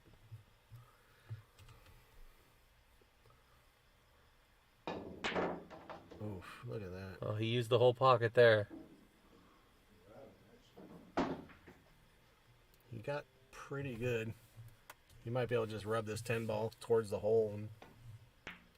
Oh, didn't even have to. What? Yeah. This is trouble. For Mark. Oh, no. Oof. Wow. All right, that's the game. Holy cow.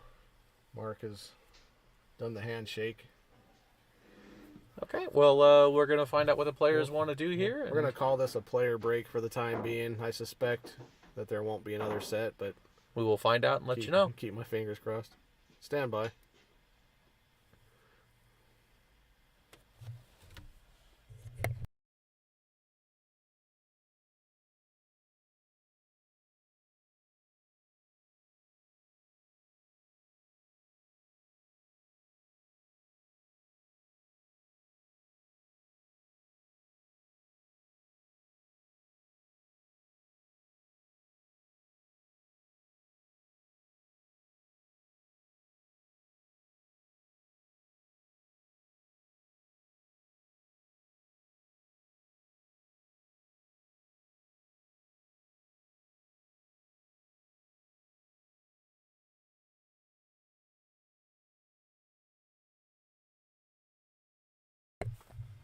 Okay. Well, the bad news is that they won't be playing another set. So, unfortunately, I think we're finished with the stream for the night. Thank you, Probably. everybody, though, for showing up. Maybe stay by your phone here, because I wonder if we can make something else happen. We'll see what we could put together. I might put my co-commentator in the box or something like that. If you think you'd. Oh, I'm always down to play. I have no problem with it. All right, stand by. Let's.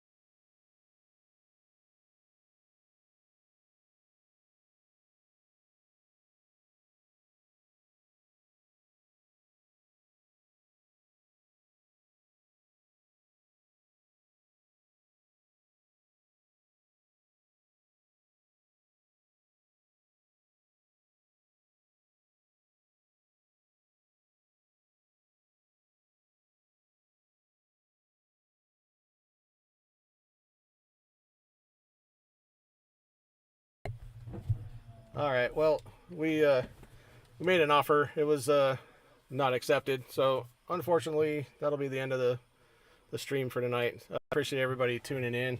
We had a lot of fun doing that. Thanks for everybody who participated in the chat. Remember to tune in next weekend, next Friday night, and the weekend after. Watch a couple different matches. We got some stuff probably for the next 3 weekends, actually. Next weekend is Matt Hardwick and Mark Barba. Following weekend, give me a second. Drawing a bit of a blank. We had it. Oh yeah, Jonathan Haight and Mike Sosa. And then on the 1st, oh that is the 1st, right?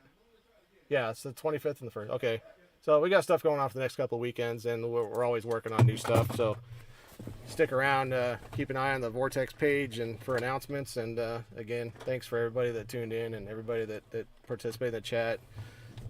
We sincerely appreciate it. Have a great night.